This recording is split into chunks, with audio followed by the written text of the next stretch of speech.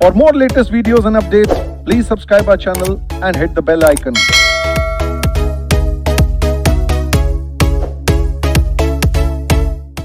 Hello, सब बढ़िया।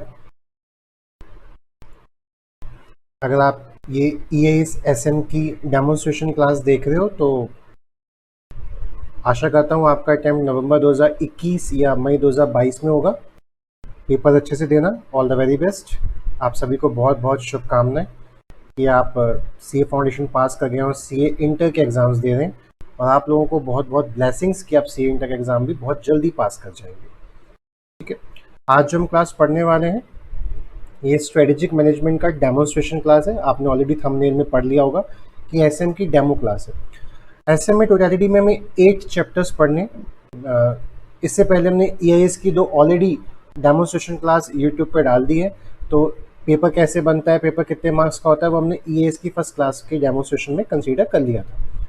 आज हम पढ़ेंगे एसएम। एसएम जब भी आप पढ़ें, यानी कि स्ट्रेटेजिक मैनेजमेंट जब भी आप पढ़ें, आपके दिमाग में एक छोटी सी बात होनी चाहिए कि आप किसी कंपनी में एज अ स्ट्रेटेजिस्ट अपॉइंट हो रहे हैं, ठीक है, जहाँ पे आप रणनीति बनाएंगे, स्ट्रेटेजी बनाएंगे किसी कंपनी के लिए, या फिर अगर आप खुद से एंटरप्रेन्योर बनना चाहते हैं, आप खुद से अपना कोई बिजनेस शुरू करना चाहते हैं, तो भी आपको रणनीति बनानी पड़ेगी, स्ट्रेटेजी बनानी पड़ेगी। I also have as a teaching post, as a faculty, मुझे भी अपने स्ट्रेटेजीज ड्राफ्ट करनी पड़ती हैं, बिकॉज आज के टाइम में हर जगह मार्केट में कंपटीशन होता है। ठीक है, तो हमें भी क्या बनानी पड़ती है, स्ट्रेटेजीज बनानी पड़ती हैं। मैं अकेला नहीं हूँ जो EISM पढ़ा रहा होगा, मेरे साथ 100 और लोग EISM पढ़ा रहे हैं, तो मैं भी चाहूँगा और वो भी चाहेंगे कि अल्टीमेटली आप उनसे पढ़ने के लिए आए, मैं चाहूँगा आप मुझसे पढ़ने के लिए आए। तो हम अगर मार्केट में सर्वाइव करना चाहते हैं, हम अगर मार्केट में कस्टमर गेन करना चाहते हैं, तो हमें कहीं ना कहीं स्ट्रेटेजीज तो बनानी पड़ेगी।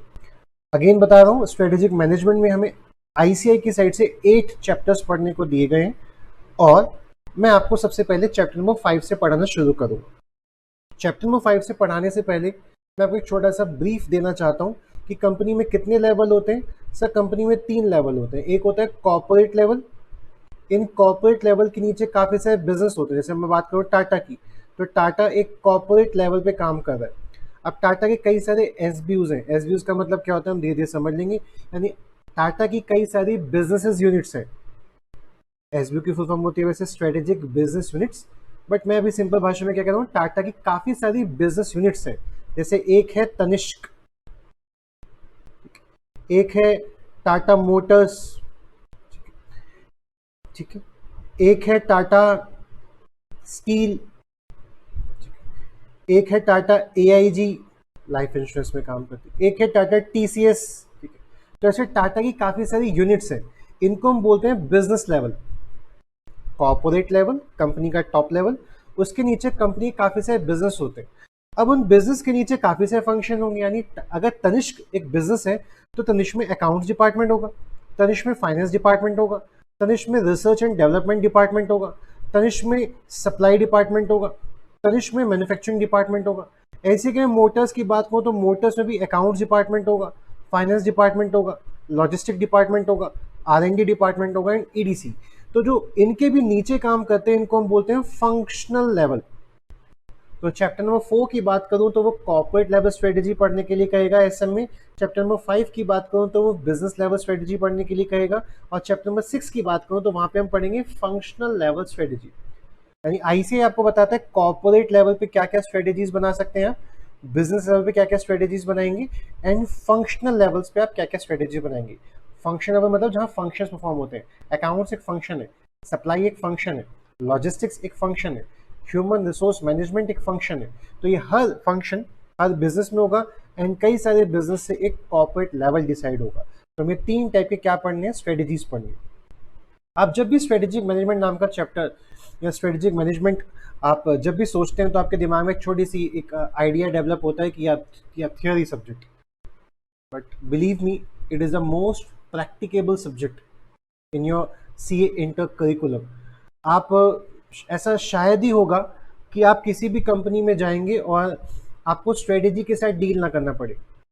मतलब एक तो आपको कंप्यूटर, एक तो आपको सॉफ्टवेयर चलाना पक्का पड़ेगा अगर आप किसी भी कंपनी में जा रहे हो या खुद का भी बिजनेस ओपन कर रहे हो, दैट्स EIS। इसलिए आपको एंटरप्राइज लेवल पे इंफॉर्मेशन सिस्टम सॉफ्टवेयर की नॉलेज होनी बहुत ज़रूरी है। एंड सेकेंड लेवल पे हमें स्ट्रेटेजीज के साथ कहीं ना कहीं डील करना ही पड़ेगा।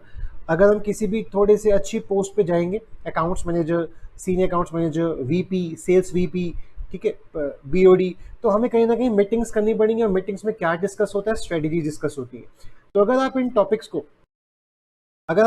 को प्रैक्टिकल एस्पेक्ट से पढ़ेंगे तो ये इनसे इजी कोई टॉपिक्स नहीं है, इनसे इजी कोई सब्जेक्ट नहीं हो सकता। बट हाँ, अगर आप इस तरीके से याद करेंगे, या इतनी मोटी बुक, इतनी लंबी चौड़ी थ्योरी, ये तो मुझे रट्टा मारना पड़ेगा, तो आपका जो कॉन्सेप्ट लेवल है बेटा वो गलत दृष्टिकोण में जा रहा है, आपकी जो सोच है वो गलत दृष्टिकोण में जा रही है। एक बात आप याद कर लो, एक बात आप समझ लो कि एग्जैक्टली दो लोग ditto same word by word language नहीं यूज कर सकते, नहीं लिख सकते। अगर हम आईसीए के स्टडी मटेरियल की बात करें, या आईसीए का स्टडी मटेरियल से कंपाइलेशन की गई है, आईसीए के स्टडी मटेरियल की लैंग्वेज है, और आईसीए के पास में जितने भी क्वेश्चंस आ चुके हैं हमने उसको इस बुक में इनकॉर्पोरेट कर रखा है। तो ये पूरा का पूरा टॉपिक बात करूँ तो पूरा का पूरा आईसीए के स्टडी मटेरियल से कंपाइल किया गया है। उसके बाद इसी के बेसिस पे MCQs, इसी के बेसिस पे पास्ट एग्जाम में क्या क्या क्वेश्चंस आ चुके हैं, बिकॉज से पहले ITSM नाम का सब्जेक्ट था, अब ESSM हो गया है। तो तब से लेके अब तक आईसीए में जितने भी क्वेश्चंस आ चुके हैं हमने उन क्वेश्चंस को भी यहाँ पे इनकॉर्पोरेट कर लिया है। यानी अगर आप इस बुक को पढ़ रहे हैं तो पास्ट ईयर पेपर्स आपको पढ़ने की ज़रूरत नहीं है, अगर आप इस बुक से पढ़ रहे हो तो आपको स्टडी मटेरियल उठाने की ज़रूरत नहीं है। हम जब बैच का एंड करेंगे तो वहाँ पे मैं आपको बता दूंगा कि अगर आप ये क्लास देख रहे हैं तो इस क्लास में ऑलरेडी क्या क्या बातें इनकॉर्पोरेट हो चुकी हैं, ठीक है। तो अगर मैं बात करूँ मई 2021, जो कि अभी जुलाई 2021 में एग्जाम हो रहे हैं पोस्टपोन्ड होके, तो जुलाई 2021 तक जितनी भी RTPs आ चुकी हैं वो इस बुक में कवर्ड है। जुलाई 2021 का पेपर नहीं, बिकॉज हमने एग्जाम पेपर अभी आने वाला है, उससे पहले हम ये क्लास यूट्यूब पर डाल रहे हैं, तो जुलाई 2021 का पेपर नहीं होगा, ठीक है। तो आपको इस बुक के साथ क्या पढ़ना है, अगर आप नवंबर 2021 अटेम्प्ट दे रहे हैं तो आपको इस बुक के साथ नवंबर 2021 की RTP पढ़नी है, जुलाई 2021 का पेपर पढ़ना है, एंड नवंबर 2021 में जो आईसीए की साइड से मॉक टेस्ट पेपर आएंगे आपको वो पढ़ने हैं। सिर्फ 3 चीज़ें। अगर आपका टाइम मई 2022 है तो आपको वो 3 चीज़ें तो पढ़नी ही पढ़नी है, इसके अलावा आपको मई 2022 का RTP, मई 2022 के मॉक टेस्ट पेपर एंड नवंबर 2021 का क्वेश्चन पेपर और साथ में पढ़ना पड़ेगा। उसके अलावा इसमें सारा पार्ट इनकॉर्पोरेट हुआ पड़ा है, ठीक है। ये सारा पार्ट हमने उसमें कवर कर रखा है। तो हम पढ़ने जा रहे हैं, सबसे पहला अपना चैप्टर की शुरुआत इनिशिएट करना चाह रहे हैं चैप्टर 1 से नहीं, चैप्टर नंबर 5 से। और चैप्टर नंबर 5 का नाम क्या है, बिजनेस लेवल स्ट्रेटेजीज। कंपनी में कितने लेवल होते हैं, 3 लेवल होते हैं, corporate level, business level and function level. हम कौन से लेवल की स्ट्रेटेजीज पढ़ने वाले हैं, बिजनेस लेवल की। अगेन मैं फिर से आपको थोड़ी सी हिंट दे दूं, आप जब भी सब्जेक्ट पढ़ें एज अ थियोरी ना पढ़ें, एज अ प्रैक्टिकल एस्पेक्ट के तौर पे पढ़ें। और ये जाने की कल अगर आप खुद का बिजनेस ओपन करते हैं या किसी कंपनी में जाते हैं तो वहाँ पे कई सारे सिनेरियोज आपको देखने को मिलेंगे। कंपनी आपसे कहेंगी हमारी कंपनी के ऐसे ऐसे हालात हैं, बताइए क्या करना चाहिए, हमें कौन सी स्ट्रेटेजी यूज करनी चाहिए। तो वहाँ पे आप एक बहुत ऑसम लेवल से अगर प्रेजेंटेशन देंगे अपने सी एंटर की नॉलेज के बेसिस पे, जितना आप अपनी नॉलेज को एनहेंस करेंगे उतनी ज़्यादा अच्छी आप प्रेजेंटेशन दे पाएंगे, पूरे कॉर्पोरेट को समझा पाएंगे, उतना आपकी लाइफ में एक्सेल जॉब में प्रमोशन होने के चांसेस बने रहेंगे। तो ये सब्जेक्ट बहुत इंपॉर्टेंट है, बहुत ही ऑसम लेवल है, बहुत ही रियलिस्टिक है। प्रैक्टिकल लाइफ में इसका यूज़ होगा ही होगा आपकी लाइफ में। चलिए शुरू करते हैं। तो हम सबसे पहले पढ़ने वाले हैं पोर्टर 5 फोर्सेस मॉडल, और इसका नाम ही हमें देखने को मिल रहा है कंपैटिटिव एनालिसिस। यानी माइकल ई पोर्टर एक अंकल है, हार्वर्ड यूनिवर्सिटी में पढ़ाते हैं। तो माइकल ई पोर्टर अंकल जी ने एक बहुत ही ऑसम लेवल की कॉन्सेप्ट थियोरी दी। उन्होंने बोला सबसे पहले आपको कंपटीशन का एनालिसिस करना चाहिए। यानी कि अगर मैं अपनी बात करूं ऋषभ गौर, क्या तुम बिजनेस करते हो, क्या तुम धंधा करते हो? हाँ मैं बिजनेस करता हूँ। क्या बिजनेस करते हो ऋषभ गौर? मैं लॉ, ठीक है, business laws and enterprise information system and strategic management पढ़ाता हूँ। तो ऋषभ अगर तुम्हें मार्केट में सर्वाइव करना है तो तुम्हें अपने कॉम्पिटिटिव एनालिसिस को जानना पड़ेगा। तो जैसे ही मैं एक आम इंसान से बात करता हूँ कि हमें कंपैटिटिव एनालिसिस को जानना पड़ेगा, तो बच्चा एक छोटी सी बात बोलेगा, सर मतलब आपके जो XYZ कंपैटिटर्स हैं आप उनकी बात कर रहे हो। तो माइकल ई पोर्टर ने इसी थ्योरी को बहुत ही डिटेल्ड मैनर में समझाने की कोशिश की। माइकल ई पोर्टर कहते हैं अगर आप कोई भी बिजनेस करने जा रहे हैं अगर आप कोई भी बिजनेस करने जाएं, तो मैं कौन सा बिजनेस करता हूं, मैं सीए कोचिंग्स देता हूं। तो माइकल ई पॉर्टर कहना है कि अगर आप कोई सा भी बिजनेस करने जा रहे हैं, तो सबसे पहले आपको अपने कॉम्पिटिटिव एनालिसिस को अंडरस्टैंड करना पड़ेगा, आपको अपने कॉम्पिटिशन को एनालाइज करना पड़ेगा, एंड कॉम्पिटिशन कितनी जगहों से आता है पहले आपको वो समझना पड़ेगा। तो माइकल ई पॉर्टर अंकल की थ्योरी के accordingly, Michael E Porter uncle theory के अकॉर्डिंगली आपको सबसे पहले समझना पड़ेगा आपके इंडस्ट्री में कंपेटिटर कौन है। नाउ अब आपको सबसे पहले समझना पड़ेगा what do you mean by the term industry. Industry का मतलब क्या होता है?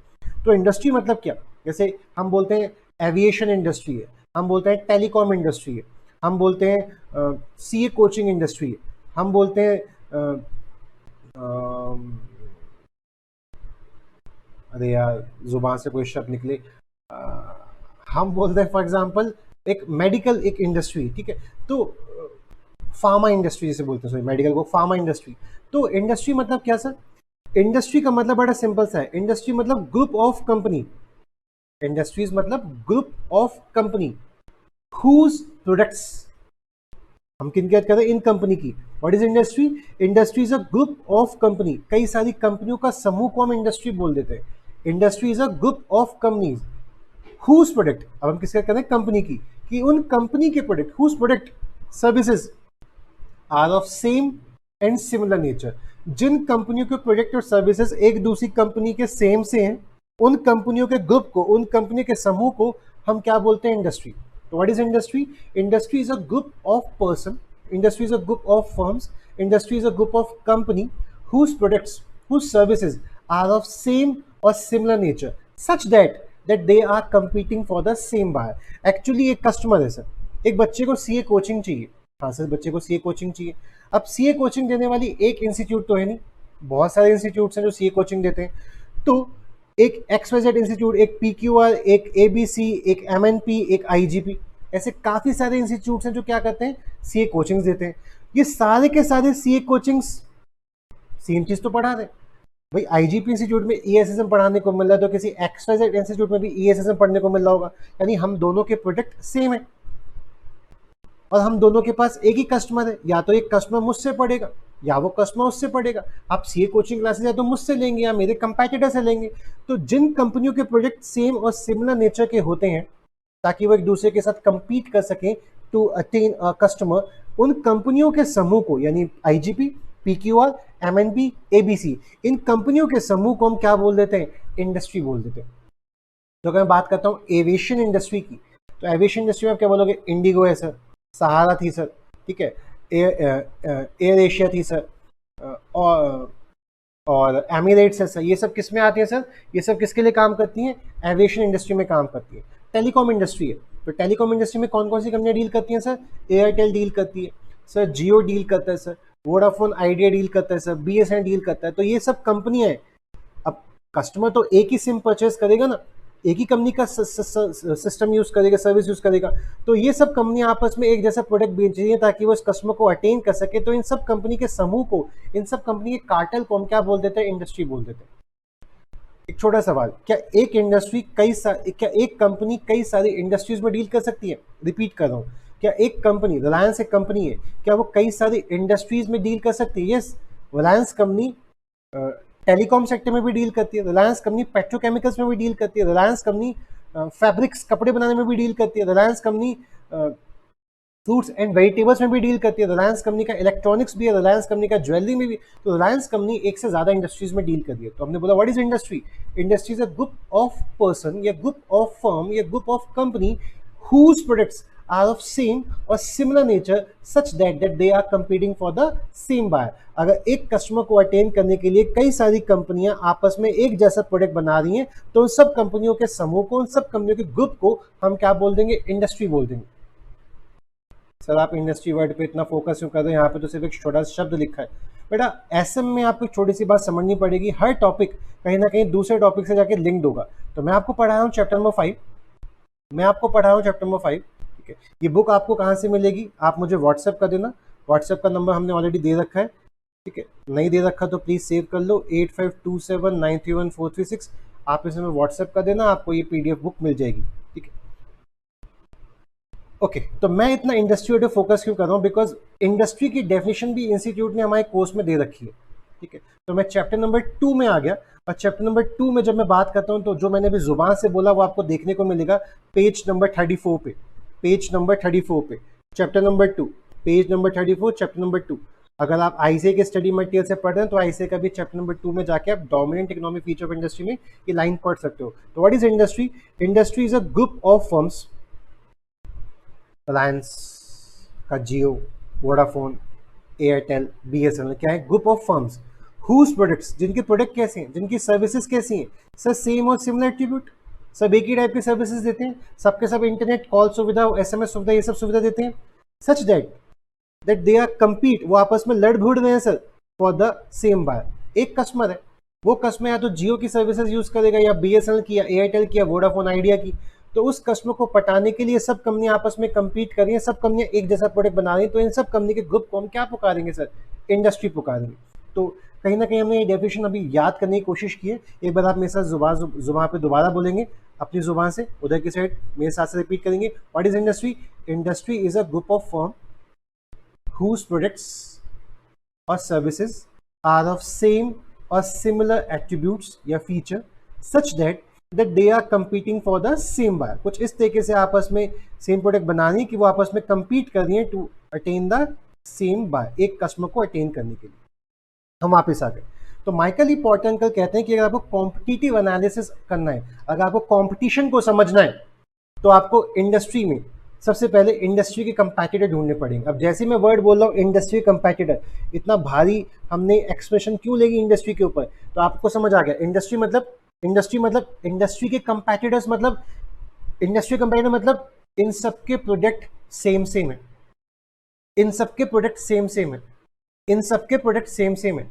यानी कि अगर मैं बात करूं मैगी की, ठीक है, तो मैगी का कॉम्पिटिटिव एनालिसिस कर रहे हैं आप, मैगी कंपनी के अंदर आपको जॉब लगी और आपसे बोला कि कॉम्पिटिटिव एनालिसिस करो, मैगी को कहाँ से कॉम्पिटिटिव फोर्सेस आ रही हैं, कहाँ से मैगी को उसके बिजनेस पे फर्क पड़ सकता है, तो आप बोलेंगे sir as per Michael E Porter के अकॉर्डिंगली मैगी को कंपैटिटिव एनालिसिस करना चाहिए। और मैं आपको बताता हूं कि मैगी को सबसे पहला कॉम्पिटिटिव फोर्स, सबसे पहला जो उसके प्रॉफिट को इंपैक्ट कर सकता है, प्रॉफिट को अफेक्ट कर सकता है, प्रॉफिट के साथ छेड़खानी कर सकता है, उसकी सेल्स पे फर्क डाल सकता है, उसके लिए हमें सबसे पहले समझना चाहिए इंडस्ट्री के कंपैटिटर्स को। इंडस्ट्री कंपैटिटर्स को मतलब कौन कौन सी ऐसी कंपनियां हैं जो हमारी इंडस्ट्रीज में फॉल करती हैं, यानी कौन कौन सी ऐसी कंपनियां जिनके प्रोडक्ट्स डिट्टो हमसे सेम है, और सिंपल भाषा में हम बोलते हैं राइवलरी अमंग एग्जिस्टिंग फर्म, यानी वो हमारे साथ जो डील करती हैं, बिकॉज वो हम ऐसी कई सारी कंपनियां मिलकर क्या बनाती हैं? इंडस्ट्री। तो इंडस्ट्री में हमें सबसे पहले क्या ढूंढना पड़ेगा? अपना कंपैटिटर ढूंढना पड़ेगा। तो मैगी को समझ आया कि मैगी के पास काफी सारे कंपैटिटर हैं, पतंजलि का है, आईटीसी का यिप्पी, ठीक है, Ching's Chinese noodles, top Ramon, ये सब क्या है? इंडस्ट्री में उसके कंपैटिटर हैं, यानी ये सब कंपनियां भी वही प्रोडक्ट बनाती हैं जो हम बनाते हैं, ठीक है। अब क्या करें? मैगी। अब ये भी समझो कि और कहां से फोर्स आ सकते हैं, तो मैगी कह रही है सर हमें पोटेंशियल न्यू एंट्रेंट भी समझने पड़ेंगे, हमें पोटेंशियल मतलब जो बहुत पोटेंशियल है, जो बहुत इंपॉर्टेंट है, जो नए एंट्रेंट, न्यू खिलाड़ी, न्यू एंट्री आ रही है, हमें उनको भी समझना पड़ेगा। न्यू एंट्री अच्छी भी हो सकती है, न्यू एंट्री बेकार भी हो सकती है, तो हमें सिर्फ किस एंट्री पे ज्यादा फोकस करना है? जो पोटेंशियल है। तो अगर यहाँ पे मैगी की बात करें तो मैगी क्या चेक करेगी? मैगी बार बार चेक करती होगी कोई नया प्रोडक्ट तो नहीं आया, हाँ सिर्फ एक लोकल प्रोडक्ट आया है, वाई नूडल्स, फाई नूडल्स, क्या उसका टेस्ट कुछ ज्यादा अच्छा है? क्या वो हमसे सस्ता बिक रहा है? नहीं सर, टेस्ट हमसे बेकार है। सस्ता है? नहीं सर, हमारे प्राइस पे। ओके, तो डरने की जरूरत नहीं है। क्या उसका टेस्ट हमसे ज्यादा अच्छा है? हाँ सर, टेस्ट बहुत यम है सर। क्या उसका प्राइस हमसे कम है? हाँ सर, प्राइस हम 12 रुपए का बेच रहे हैं सर, वो 8 रुपए का बेच रहा है। ओ, ये हमारे बिजनेस को फर्क डाल सकता है, ये हमारी कंपनी की सेल्स को अफेक्ट कर सकता है। तो आपको हमेशा क्या समझना पड़ेगा कि मार्केट में न्यू एंट्रेंट कौन से आ रहे, मार्केट में नए खिलाड़ी कौन कौन से आ रहे, बिकॉज वो कहीं ना कहीं आपको कॉम्पिटिटिव फोर्सेस देंगे, बिकॉज वो कहीं ना कहीं वो आपके प्रॉफिट को अफेक्ट करेंगे, वो कहीं ना कहीं आपकी सेल्स को अफेक्ट करेंगे। तो आप एज अ कंपनी किसी भी कंपनी में आप एज अ स्ट्रेटेजिस्ट अपॉइंट किए गए किसी भी कंपनी में, तो आपको सबसे पहले क्या अंडरस्टैंड करना पड़ेगा, आपको जानना पड़ेगा कि इस कंपनी की कंपैरेटिव एनालिसिस करनी पड़ेगी, तब जाके मैं कोई स्ट्रेटेजी ड्राफ्ट कर पाऊंगा। और कंपैरेटिव एनालिसिस करने के लिए माइकल ई पॉर्टर ने एक बहुत ही सुपर ऑसम कॉन्सेप्ट टूल दिया है, Michael E Porter 5 forces model comparative analysis, जिसमें हमने अभी क्या समझा कि अगर हमें कंपनी की कॉम्पिटिटिव एनालिसिस को अंडरस्टैंड करना है तो पहले हमें जानना पड़ेगा कौन कौन है जो हमारी इंडस्ट्री में हम हमारे बिजनेस को अफेक्ट कर सकते हैं। तो हमने जाना राइवलरी, जिनके प्रोडक्ट हमसे सेम होंगे। दूसरा हमने जाना मार्केट में आने वाले नए खिलाड़ी, अभी तो नहीं है लेकिन फ्यूचर में कभी ना कभी वो हमारी बिजनेस में आके घुसेंगे और हमारे प्रॉफिट शेयरिंग को अफेक्ट करेंगे। सर तीसरा किसको समझना पड़ेगा, तीसरा समझना पड़ेगा, आपको वर्ड दिख रहा होगा सब्स्टिट्यूट। तीसरा हमें फोकस करना पड़ेगा सब्स्टिट्यूट कंपनी के ऊपर भी, जो हम जैसा प्रोडक्ट तो नहीं बनाती लेकिन कहीं ना कहीं वो हमारा बिजनेस अफेक्ट कर सकती है। ऐसा कैसे सर? फॉर एग्जाम्पल बात करूं मैगी की, तो मैगी क्या बनाता है, नूडल्स बनाता है। yippee, चिंग्स चाइनीज, वाई वाई, फाई फाई नूडल, ये सब क्या नूडल्स बनाते हैं, ठीक है। अब कौन है जो नूडल्स के बिजनेस को अफेक्ट कर सकता है? सर एक तो क्या राइवलरी, मैगी का राइवलरी, दूसरा मैगी के लिए आने वाले नए कॉम्पिटिटर्स, फाई फाई नूडल्स, ईडीसी नूडल। अब सब्स्टिट्यूट मतलब क्या होता है, सब्स्टिट्यूट मतलब जिसके प्रोडक्ट, अच्छा सब्स्टिट्यूट आप देख पा रहे होगे एक अलग ही बॉक्स में, इंडस्ट्री के अंदर नहीं है, यानी अलग बॉक्स में मतलब इसका जो प्रोडक्ट है वो हमारे प्रोडक्ट से मैच नहीं खाता। तो आपने एक नाम सुना होगा, आप इंडिया में रहते हैं, इंडिया में लोग जवे खाते हैं, वर्मिसिली खाते हैं, तो वहाँ पे आपने नाम सुना होगा बॉम्बिनो, तो बॉम्बिनो के वर्मिसिली आते हैं। या फिर आपने नाम सुना होगा एक्ट टू पॉपकॉर्न, आप लोग पॉपकॉर्न भी खाते हैं, अरे बोलो हाँ। इवन आपने सुना होगा नौ सूप, ठीक है, तो जो नौ सूप है वो नूडल नहीं है, एक्ट टू पॉपकॉर्न नूडल नहीं है, बॉम्बिनो जवे हैं, नूडल्स नहीं है। लेकिन ये भी कुछ ऐसे प्रोडक्ट हैं, ये भी कुछ ऐसे प्रोडक्ट हैं जो कहीं ना कहीं मैगी की सेल पे अफेक्ट डालते हैं, जो कहीं ना कहीं मैगी के प्रॉफिट को अफेक्ट करके आते हैं। हाँ हाँ हाँ, नहीं नहीं मानते आप इस बात से, बात को समझेंगे। आप एक एक लाइट स्नैक खाना चाहते हो, इवनिंग का टाइम है, शाम के 5 बजे, आपको बहुत जोर की भूख लग रही है, लेकिन आप डाइटिंग पे चल रहे हैं, जैसे मैं डाइटिंग पे चल रहा हूँ, ठीक है, तो आपके मन में आ ख्याल आता है यार इवनिंग में छोटी सी भूख लग रही है, एक मैगी बना लूँ। फिर आपको याद आता है मैगी में तो मैदा होती है, या मैगी में तो आटा होता है, और आटा खाऊंगा तो वेट कैसे लूज करूंगा, मुझे कुछ हल्का स्नैक लेना चाहिए, मुझे सूप ले लेना चाहिए, या मुझे पॉपकॉर्न खा लेना चाहिए। तो कहीं ना कहीं, कहीं ना कहीं पॉपकॉर्न की सेल बढ़ गई, अगर लोग डाइटिंग पे बढ़ जाएंगे तो पॉपकॉर्न की सेल बढ़ गई और मैगी की सेल पे फर्क पड़ गया। तो कुछ ऐसे भी प्रोडक्ट होते हैं जो आप जैसा सेम नहीं है, लेकिन आपका सब्स्टिट्यूट होने की वजह से वो आपके आपके प्रॉफिट इंपैक्ट को अफेक्ट करते हैं, तो कहीं ना कहीं आपको कंपटीशन देने के लिए आ जाते हैं। अगर आपको एग्जाम्पल समझ नहीं आया तो मैं दूसरा एग्जाम्पल देता हूँ। एक कंपनी थी, कंपनी का नाम था कोडेक। कोडेक, तो कोडेक कंपनी क्या बनाती थी, कैमराज बनाती थी, फिल्म्स बनाती थी। ऐसी उसकी कॉम्पिटिटिव कंपनी थी फ्यूजी फिल्म्स, ये भी कैमराज बनाती थी। ऐसी थी कैनन, ये भी कैमराज बनाती थी, मूवी फिल्म्स बनाती थी। एक नई कंपनी आई, कंपनी का नाम था मोटोरोला। नई कंपनी आई नोकिया, नई कंपनी आई ओप्पो, नई कंपनी आई Samsung. Sir Oppo, Nokia, Motorola तो मोबाइल फोन बनाती है, बट क्या मोबाइल फोन में कैमरा होता है? हाँ। क्या अब आज के टाइम में, सच में बताना, आज के टाइम में क्या लोग रियली में डीएसएलआर कैमरा लेके घूमते हैं? हर इंसान जो बहुत ही शौकीन होता है वो डीएसएलआर कैमरा लेके घूमता है। आम इंसान के हाथ में मोबाइल फोन होता है, वो मोबाइल फोन से ही फोटो खींच लेता है। यानी कहीं ना कहीं कोडेक का बिजनेस, फूजी फिल्म का बिजनेस, कैनन का बिजनेस अफेक्ट हुआ है। किन की वजह से? मार्केट में सब्स्टिट्यूट आ गए। Phone does not have the same feature, does not have the same characteristics as the camera have, but camera phone आने की वजह से कैमरे के बिजनेस फर्क पड़ गए, कोडेक कंपनी को नुकसान हो गया, कोडेक कंपनी की सेल्स पे फर्क पड़ गया, बिकॉज एक नया सब्स्टिट्यूट आ गया। सब्स्टिट्यूट, सेम प्रोडक्ट नहीं है बट सब्स्टिट्यूट है। लाइक हम बात करें तो ट्रेन का सब्स्टिट्यूट कौन है? ट्रेन का राइवलरी तो नहीं है, बट आईआरसीटीसी का कोई सब्स्टिट्यूट है? यस सर, एरोप्लेन है, यस सर, वॉल्वो बसेस है, ठीक है। तो ये सब्स्टिट्यूट की कैटेगरी में चले जाएंगे। तो अभी हमने जाना कि अगर हमें बिजनेस करना है मार्केट में, हमें हमें कस्टमर अटेन करने हैं, हम चाहते हैं कि हम ज़्यादा से प्रॉफिट कमाएं, तो हमें समझना पड़ेगा कि हमें कौन कौन से लोग हैं जो हमारे प्रॉफिट को अफेक्ट कर सकते हैं, कौन कौन से लोग हैं जो हमें कंपटीशन की फोर्सेस दे सकते हैं, कौन कौन से लोग हैं जो हमारे कस्टमर को छीन के ले जा सकते हैं। तो पहले हमने बात की इंडस्ट्री में आए हुए कंपेटिटर की। तो अगर मैं बिजनेस लॉज एंड ESSM पढ़ाता हूं तो मैं पहले जानूंगा कौन कौन से वो लोग हैं जो मुझ जैसा सब्जेक्ट पढ़ाते हैं, वो मेरे बिजनेस को अफेक्ट कर सकता है, वो मेरे बिजनेस को अफेक्ट कर सकते हैं। फिर मैं दूसरा काम क्या देखूंगा, मैं मार्केट में आने वाले नए खिलाड़ी देखूंगा। हम ऑलरेडी 100 टीचर्स पढ़ा रहे हैं ईएसएसएम, हम ऑलरेडी 100 टीचर्स पढ़ा रहे हैं बिजनेस लॉज, आप भी पढ़ाओगे आपसे। एक नया बच्चा भी सीए बना, कहता है मैं भी सर अब से ना ईएसएसएम पढ़ाने जाऊंगा। सर आपने मुझे नॉलेज दी थी सर कि आज के टाइम में बिना कंप्यूटर नॉलेज से कुछ नहीं होने वाला। सर मैंने एआई का कोर्स किया है, मैंने सर एमएल मशीन लर्निंग का कोर्स किया है सर, अब मैं भी बच्चों को आज के बाद ईएसएसएम नाम का सब्जेक्ट पढ़ाऊंगा। क्यों भाई क्यों? अच्छे खासे पहले से 100 कंपेटिटर से तुम क्यों कूद रहे हो इस मार्केट में? क्या उसके कूदने से कुछ और कस्टमर इफेक्ट हो सकता है? मैं जानूंगा कि वो पोटेंशियल थ्रेट दे रहा है कि नहीं दे रहा है। मार्केट में पढ़ाते हुए 12 साल हो गए, एक नया बच्चा है, ठीक है, वो नया बच्चा कह रहा है सर मुझे अभी प्रॉफिट का लालच नहीं, मैं तो कुल 22 साल का हूँ, आप हो गए 32 साल के, सर मैं तो मुश्किल से 22 साल का हूँ, मुझे ज़्यादा प्रॉफिट नहीं चाहिए, मुझे मार्केट में भी गुडविल बनानी है, जब गुडविल बन जाएगी तो मैं फ्यूचर में पैसे रेज कर लूंगा, मेरे कोई ऐसे अपॉर्चुनिटी कॉस्ट खर्चे भी नहीं है। आपने ले रखा होगा घर बंगला गाड़ी, उसकी ईएमआई जा रही होंगी, मैंने कोई अभी एक्सेट नहीं परचेज करी, कोई ईएमआई वाला खर्चा नहीं है, तो बेटा तुम कितने पढ़ाओगे ईएसएसएम? तो बच्चा कह रहे हैं सर मैं 2000 रुपये में ईएसएसएम पढ़ाऊंगा।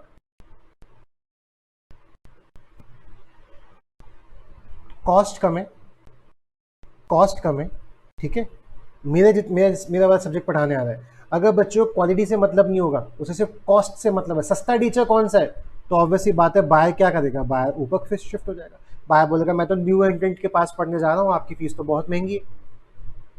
तो पहले तो मुझे अपनी फीस किसको देख के रखनी पड़ती थी, अपने राइवल XYZ PQR ABC, अब मुझे फीस किसको देख के रखनी पड़ेगी, न्यू एंट्रेंट को देख के भी रखनी पड़ेगी। Third third third third market में नए लोग आ गए, कह रहे सीए क्यों कर रहे हो, सीए क्यों कर रहे हो, सीएमए कर लो, सीमा लंदन कर लो, अक्का कर लो, सीएस कर लो, एलएलबी कर लो, एमबीए कर लो, सीए क्यों कर रहे हो? तो मार्केट में बहुत सारे ऐसे सब्स्टिट्यूट्स हैं।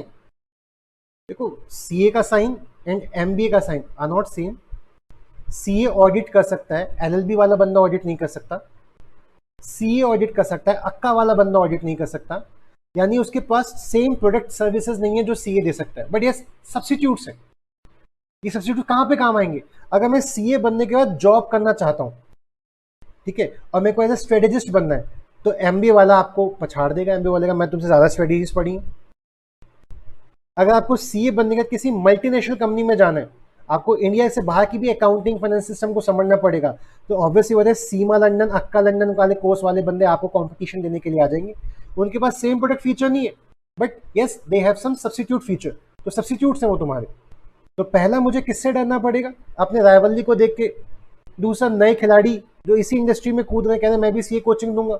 तीसरा दूसरी इंडस्ट्री के लोग, एक बच्चा कह रहे सीए हो रही है तुमसे, इंस्टीट्यूट कह रहे सीए हो रही है तुमसे, नहीं सीए टफ लग रही है तुम्हें, अक्का कर लो। सीए टफ लग रही है तुम्हें, सीमा लंदन कर लो। सीए टफ लग रही है तुम्हें, तुम जरा एमबीए कर लो, वहां से भी तुम्हें जॉब अपॉर्चुनिटी मिल जाएंगी। तो मेरे बच्चे को खींच के कौन ले रहा है? बच्चा कहता है सर ये लो ईएसएसएम की फीस, उसी टाइम पे बच्चे ने एडवर्टीजमेंट देखा 22,000 रुपए में अक्का का कोर्स कर लो, तो बच्चा कह रहा है सर अक्का का कोर्स कर लेते हैं, सीमा लंदन कर लेते हैं, सीए का तो पता नहीं पास होगा कि नहीं होगा। फीस आते आते सब्स्टिट्यूट के पास शिफ्ट हो गई। तो हमने 3 कॉम्पिटिटिव फोर्सेस पढ़ लिए। ये वो 3 लोग हैं जो हमारे बिजनेस को अफेक्ट कर सकते हैं। चौथा कौन बिजनेस को अफेक्ट कर सकता है? तो हम कह रहे हैं चौथा अफेक्ट कर सकता है बायर, लेकिन यहाँ पे हमें सिर्फ बायर वर्ड नहीं पढ़ना, यहाँ पे हमें एक वर्ड देखने को मिलेगा bargaining power, bargaining power of buyer. तो बार्गेनिंग पावर ऑफ बायर मतलब अगर बायर के पास, बायर मतलब जो हमारे प्रोडक्ट को परचेज कर रहा है, अगर बायर के पास बार्गेन करने की पावर बड़ी है, तो बार्गेन करने की पावर बड़ी है मतलब, बार्गेन करने की पावर बड़ी है मतलब कस्टमर आपसे बार्गेन कब कर पाता है? एक सिंपल सा क्वेश्चन, मेरा बायर मुझसे बार्गेनिंग कब कर पाएगा? वो कब कह पाएगा ऋषभ ज्यादा फीस ले रहे हो, कम करो? वो मेरे कंपेटिटर से कब कह पाएगा भाई साहब ज्यादा फीस ले रहे हैं आप, कम करो अपनी फीस? जब उसको एक्चुअली में नॉलेज होगी कि सब्जेक्ट क्या है, सब्जेक्ट कितने लेक्चर्स का डिवोट करता है, ठीक है। फॉर एग्जाम्पल एक टीचर फीस को रेस करने के लिए, बच्चों को एम्फेसिस देना पड़ता है ना हमें, बच्चे को देखो सारे सब्जेक्ट 100 मार्क्स के हैं, अकाउंट भी 100 नंबर लाएगा, ईएसएसएम भी 100 नंबर लाएगा, एफएम भी, ऑडिट भी, कॉस्टिंग भी, टैक्स भी, एडवांस अकाउंट्स भी, लॉ भी, सबके सब 100 मार्क्स के सब्जेक्ट है। यानी हर सब्जेक्ट को सेम वेटेज मिलनी चाहिए, सेम फीस होनी चाहिए हर सब्जेक्ट की, लेकिन ऐसी होती तो है नहीं। बिकॉज बच्चा क्या चेक करता है? बच्चा कहता है अकाउंट्स का जो टीचर है वो 70 लेक्चर लेते हैं, 70 लेक्चर्स लेते हैं, तो उनकी फीस ज्यादा होनी चाहिए। ये जो लॉ हो गया, ये ऑडिट हो गया, ये ईएसएसएम हो गया, छोटे सब्जेक्ट है, थियोरी है, जबकि हैं सारे 100 मार्क्स के। जो फेल कराते हैं उन सब्जेक्ट की इंपॉर्टेंस नहीं है, बिकॉज आप उन्हें पढ़ के ही नहीं जाते। और आप क्या पढ़ के जाते हो? Accounts, advance accounts, tax, costing, FM, law, ESSM, audit को आप हल्के में लेते हो। कहते हैं इनकी फीस भी सस्ती होनी चाहिए, लेकिन सब 100 मार्क्स के। खैर, मैं भावुक हो वापस आके मैं, अब कस्टमर मेरे पास आके कहते हैं सर आप कितने लेक्चर पढ़ाते हो? बेटा मेरा बैच खत्म हो जाएगा मैक्स टू मैक्स 40 लेक्चर्स में, ईएसएसएम बोथ। मेरे एक्सवाइजेड कंपेटिटर तो एक्सवाइजेड कंपेटिटर ने पूछा सर आप कितने लेक्चर्स में कंप्लीट कराते हो? उन्होंने बोला बेटा मेरे लगेंगे 90 लेक्चर्स। बच्चा समझ गया, सर 90 लेक्चर वाले सर आपकी फीस कितनी है? वो कहता है मेरी फीस है एक्स।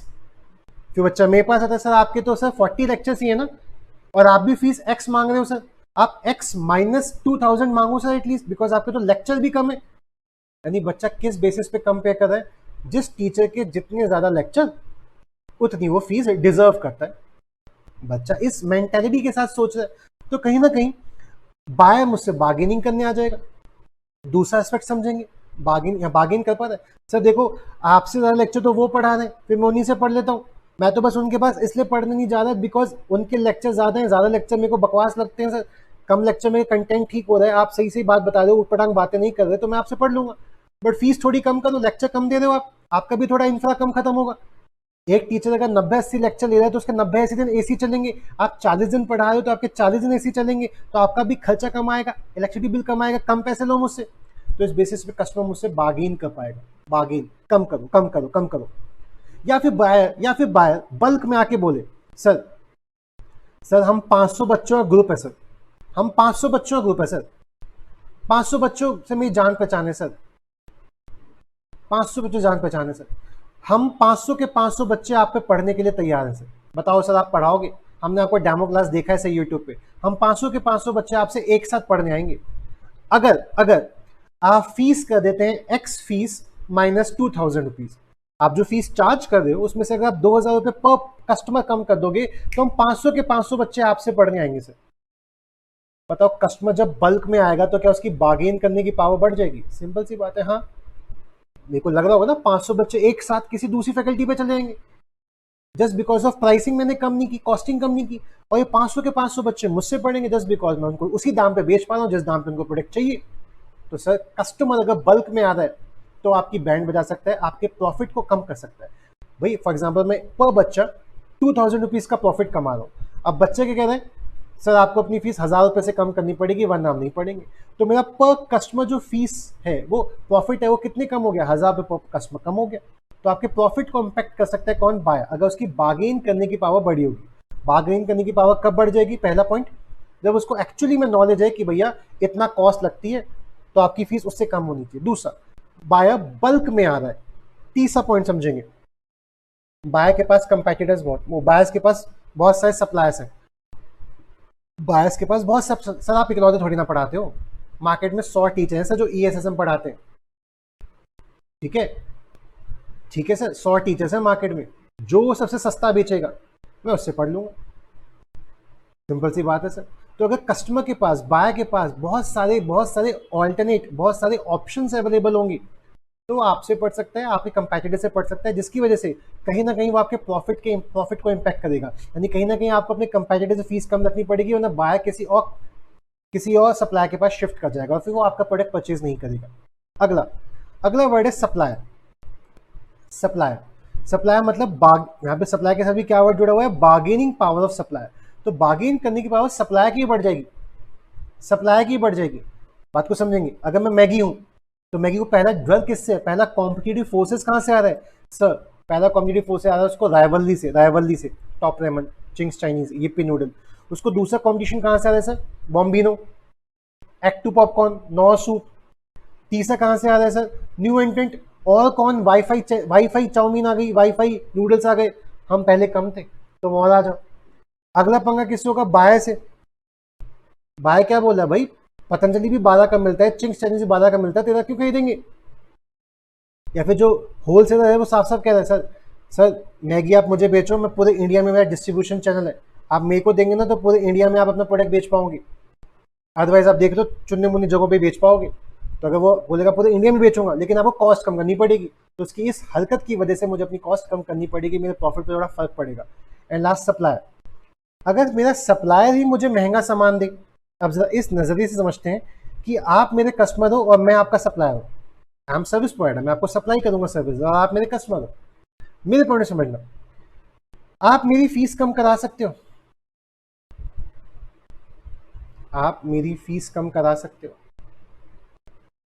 हाँ, अगर आपको दिखेगा कि बहुत सारे सप्लायर्स हैं, मार्केट में बहुत सारे सप्लायर्स हैं जो सेम चीज देते हैं, तो आपकी बार्गेनिंग पावर बढ़ गई, बायर तुम्हारी बार्गेनिंग पावर बढ़ गई, लेकिन सप्लायर तो डर रहा है। तो सप्लायर की बार्गेन करने की पावर कब बढ़ेगी? जब सप्लायर को पता है, वो कुछ ऐसी नॉलेज देता है, जब मुझे पता है कि मैं कुछ ऐसी नॉलेज दूंगा, इस बात को कुछ इस तरीके से पढ़ाऊंगा कि आप प्रैक्टिकल एक्सपोजर भी, प्रैक्टिकल नॉलेज भी, और एग्जाम के बेसिस पे भी आप कोई सा भी एमसीक्यू, चाहे कितना केस बेस्ड एमसीक्यू है, कॉन्सेप्चुअल क्लैरिटी का सुपर ऑसम होगी, तो आप कोई सा भी एमसीक्यू आप प्रैक्टिकल लाइफ को भी एक्सपोज कर पाओगे, और ये सब्जेक्ट आपको बिल्कुल बोरिंग नहीं लगेगा, स्कोरिंग लगेगा और बहुत इंटरेस्टिंग लगेगा। अगर मैं, मेरे अंदर टेक्निक्स हैं, स्किल्स हैं कैसी तरीके से पढ़ाने की, तो मार्केट में कितने भी सप्लायर हो, आप मेरे पास ही आओगे। क्यों? आई हैव क्रिटिकल रिसोर्सेज जो आपको किसी और सप्लायर के पास नहीं मिलेंगे। तो मैगी को अगला डर किससे होगा? उसके सप्लायर से। एक सप्लायर है जो मैगी को उस लेवल का नूडल सप्लाई करता है जिसके बेसिस पे मैगी आगे नूडल को पैकिंग करके बेच पाता है। अगर वो नूडल सप्लायर बहुत quality level of noodle use करता है, उसके यहाँ बहुत हाइजीन लेवल सिस्टम यूज होता है, ठीक है, और वो कह रहा है भैया मैं अपने पैसे बढ़ाऊंगा, आपका भी नूडल 6 रुपए में सप्लाई करता था, आपसे मैं 7 रुपए पर पैकेट के हिसाब से सप्लाई करूंगा, तो क्या मैगी को 7 रुपए के हिसाब से लेना पड़ेगा? हाँ, बिकॉज मैगी बोलता है भाई मैं किसी और से लूंगा, जाओ ले लो भैया। और कहीं और जाते हैं तो उस लेवल का हाइजीन नहीं है, कहीं और जाते हैं तो उस लेवल की इतना सस्ता कॉस्टिंग नहीं है, बाकी सब लोग 11-12 प्लस बिना हाइजीन के बेच रहे हैं, ये उस लेवल का हाइजीन क्वालिटी सर्विसेज के साथ मेरे को 7 रुपए का बेचा है। अगर उसने सामान 6 का 7 किया तो मेरे को जो कॉस्टिंग 6 रुपए की पड़ी थी अब 7 की पड़ेगी। पहले मैं 2 रुपए का प्रॉफिट कमाया था कस्टमर से, अब मेरी कॉस्ट बढ़ गई तो सेल प्राइस तो उतना ही रहेगा ना, कस्टमर को प्राइस बढ़ाएंगे तो कस्टमर नहीं खरीदेगा, तो सेल प्राइस उतना है, कॉस्ट बढ़ गई तो प्रॉफिट पर कस्टमर कम हो गया मेरा। तो सप्लाई की बार्गेन करने की पावर की वजह से भी मेरे कॉस्ट पे फर्क पड़ सकता है। सप्लाई की बार्गेनिंग पावर कब होगी? जब सप्लायर ज्यादा नहीं होंगे, सप्लायर कम होंगे। अब एक ही सप्लायर है तो वो जो चाहे वो दाम मांगेगा। दूसरा, सप्लायर ज्यादा है लेकिन सप्लायर जो आपको रिसोर्सेज दे रहा है वो रिसोर्सेज आपको कहीं और से नहीं मिलेगा, उसके पास क्रिटिकल रिसोर्सेज हैं, तो भी सप्लायर जो चाहे वो दाम मांग सकता है। अगर वो जो चाहे दाम मांगेगा तो कहीं ना कहीं वो आपके प्रॉफिट पे, आपकी कॉस्टिंग पे फर्क डालेगा, आपके प्रॉफिट को इम्पैक्ट करेगा, आपको कॉम्पिटिशन देने आ जाएगा। आई बात समझ? तो according to Michael E Porter, आपको अगर कंपैटिटिव एनालिसिस करना है तो माइकल ई पॉर्टर कहते हैं कि आपको कंपटीशन समझने के लिए आपको 5 चीज़ों के बारे में नॉलेज होनी चाहिए। पहली नॉलेज होनी चाहिए इंडस्ट्री में कौन कंपैटिटर है, इंडस्ट्री में कंपैटिटर कौन है। दूसरी नॉलेज होनी चाहिए कि सर मार्केट में नए नए कौन कौन से खिलाड़ी आ रहे हैं। तीसरा पता होना चाहिए कौन ऐसे लोग हैं जिनके प्रोडक्ट आप जैसे नहीं है लेकिन कस्टमर उस पर स्विच कर जाएगा बिकॉज वो सब्सिट्यूट्स है हमारे।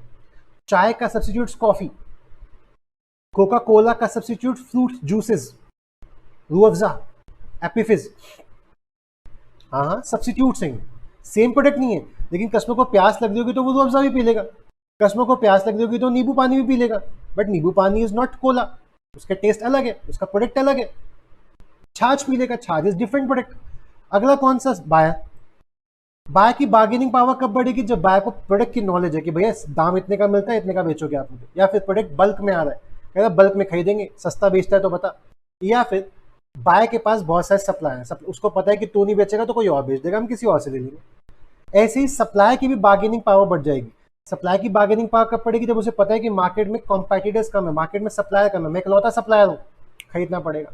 या फिर सप्लायर बहुत है लेकिन मैं जो सामान बेचता हूँ वो क्रिटिकल है, वो तुम्हें कहीं और नहीं मिलने वाला, तो ऐसे केस में सप्लायर की भी बार्गेन करने की पावर बढ़ जाएगी, आपको महंगा सामान देगा। इवन सप्लायर ये भी कह के डरा सकता है कि मैं तुम्हें नूडल देता हूँ, मैं खुद से नूडल पैक करके बेचना ना शुरू कर दूँ, मैं तुम्हारी कंपेटिटर बन के ना जाऊँ, तो आपको इन सब चीज़ों का डर रहता है। तो अगर एक कंपनी आप एग्जिस्ट करते हो तो आपको अंडरस्टैंडिंग होनी चाहिए इन 5 सोर्सेस के बारे में, इन 5 फोर्सेस के बारे में, इन 5 कॉन्सेप्ट्स के बारे में, तब जाके आपको स्ट्रेटेजी बनाना, तब जाके आपको स्ट्रेटेजी बनाना। तो माइकल ई पॉर्टर बड़ी सिंपल सी बात, हम भाषा में बात करते हैं कि अगर मुझे माइकल ई पॉर्टर मॉडल के अकॉर्डिंगली 5 फोर्सेस एनालिसिस करना है, इसे 5 फोर्सेस मॉडल कहते हैं। कितने कैसे फोर्स आई थी? 5। पहला इंडस्ट्री का राइवलरी, दूसरा न्यू एंट्रेंट उसी इंडस्ट्री में कूदता हुआ, तीसरा सब्स्टिट्यूट, चौथा बार्गेनिंग पावर सप्लायर, एंड 5वां बार्गेनिंग पावर ऑफ बायर। तो अगर हमें 5 फोर्सेस मॉडल को अंडरस्टैंड करना है तो कैसे समझेंगे? स्टेप्स क्या है? तो ऐसे पहला क्वेश्चन पूछ सकता है 2 से 3 मार्क का कि 5 फोर्सेस मॉडल अगर आप अंडरस्टैंड करना चाहते हो तो कैसे अंडरस्टैंड करोगे? तो बड़ा सिंपल सा कॉन्सेप्ट है। पहला स्टेप क्या है? आइडेंटिफाई करेंगे स्पेसिफिक कंपैटिटिव फोर्सेस कि पांचों जगह में से कहां कहां से फोर्स आ रही है। क्या जरूरी है कंपनी को पांचों जगह से फोर्स आ रही हो? सर जरूरी नहीं है। फॉर एग्जाम्पल किसी कंपनी का करंटली अभी कोई न्यू एंट्रेंट ही नहीं है, शायद किसी कंपनी का कोई सब्सिट्यूट ही नहीं है सर, शायद किसी कंपनी के बायर के पास बार्गेन करने की पावर ही नहीं है सर, शायद किसी कंपनी का सप्लायर बार्गेन पावर में है ही नहीं सर। तो ऐसा जरूरी नहीं कि एक कंपनी को एट अ टाइम एक ही टाइम पे पांचों जगह से कंपैटिटिव फोर्सेस आ रही हैं। तो पहले आप समझोगे कि फोर्सेस आ कहां से रही हैं। तो मैंने जाना कि मुझे जो फोर्सेस आ रही है कंपटीशन की वो न्यू एंट्रेंट से आ रही है, राइवलरी से आ रही है, सब्सिट्यूट से आ रही है। Okay okay okay okay. दूसरा स्टेप इवेल्युएट करेंगे। अगर फोर्स आ रही है तो कितनी आ रही है? अगर फोर्स आ रही है तो कितनी आ रही है? सर एक जमाने में एयरटेल यहाँ बैठा होता था और मार्केट में 2 न्यू एंट्रेंट कूद रहे थे 2016-2015 के आसपास से पहले। एक का नाम था सर टेलेनॉर, ठीक है, जो बाद में यूनिनॉर बन गया था, फिर बाद में खत्म ही हो गई कंपनी टेलेनॉर। और दूसरी कंपनी आई थी सर जियो। दोनों के दोनों न्यू एंट्रेंट थे, नए खिलाड़ी थे। टेलीकॉम इंडस्ट्री में जियो नहीं था, टेलीकॉम इंडस्ट्री में टेलेनॉर नहीं था, दोनों कूद रहे थे। तो एयरटेल किसको देख के जाता होगा? एयरटेल कहता है टेलेनॉर, इसके पास ज्यादा इन्वेस्टमेंट नहीं है, ज्यादा पैसे नहीं लगा पाएगा, तो मैंने भी अपनी कॉस्ट कम की ना, तो ये मार्केट में ज्यादा दिन सर्वाइव नहीं कर पाएगा, बैठ जाएगा। जियो, रिलायंस के पास तो बहुत पैसा है, वो तो मैं सुन रहा हूँ कि 2016 में वो फ्री करने वाला इंटरनेट, उसने फ्री में बेच दिया, तो एयरटेल कैसे पैसे कमाएगा? सोचना पड़ेगा। तो पहले हमने जाना क्या फोर्सेस आ रही हैं, हाँ फोर्सेस आ रही हैं न्यू एंट्रेंट से, 2 लोग आ रहे हैं। फिर हम उस फोर्स को इवेल्युएट करेंगे कि how strong the pressure comprising from each of the 5 forces. अगर पांचों फोर्सेस में से जहां से भी फोर्स आ रही है तो वो उसको इवेल्युएट करेंगे, फोर्स किस लेवल की है। फोर्स क्या बहुत फियर्स है, फियर्स मतलब सुपर स्ट्रॉन्ग, या स्ट्रॉन्ग है, या मॉडरेट है, या नॉर्मल है, या वीक है। तो टेलेनॉर हमारे लिए वीक थी, जियो हमारे लिए स्ट्रॉन्ग थी।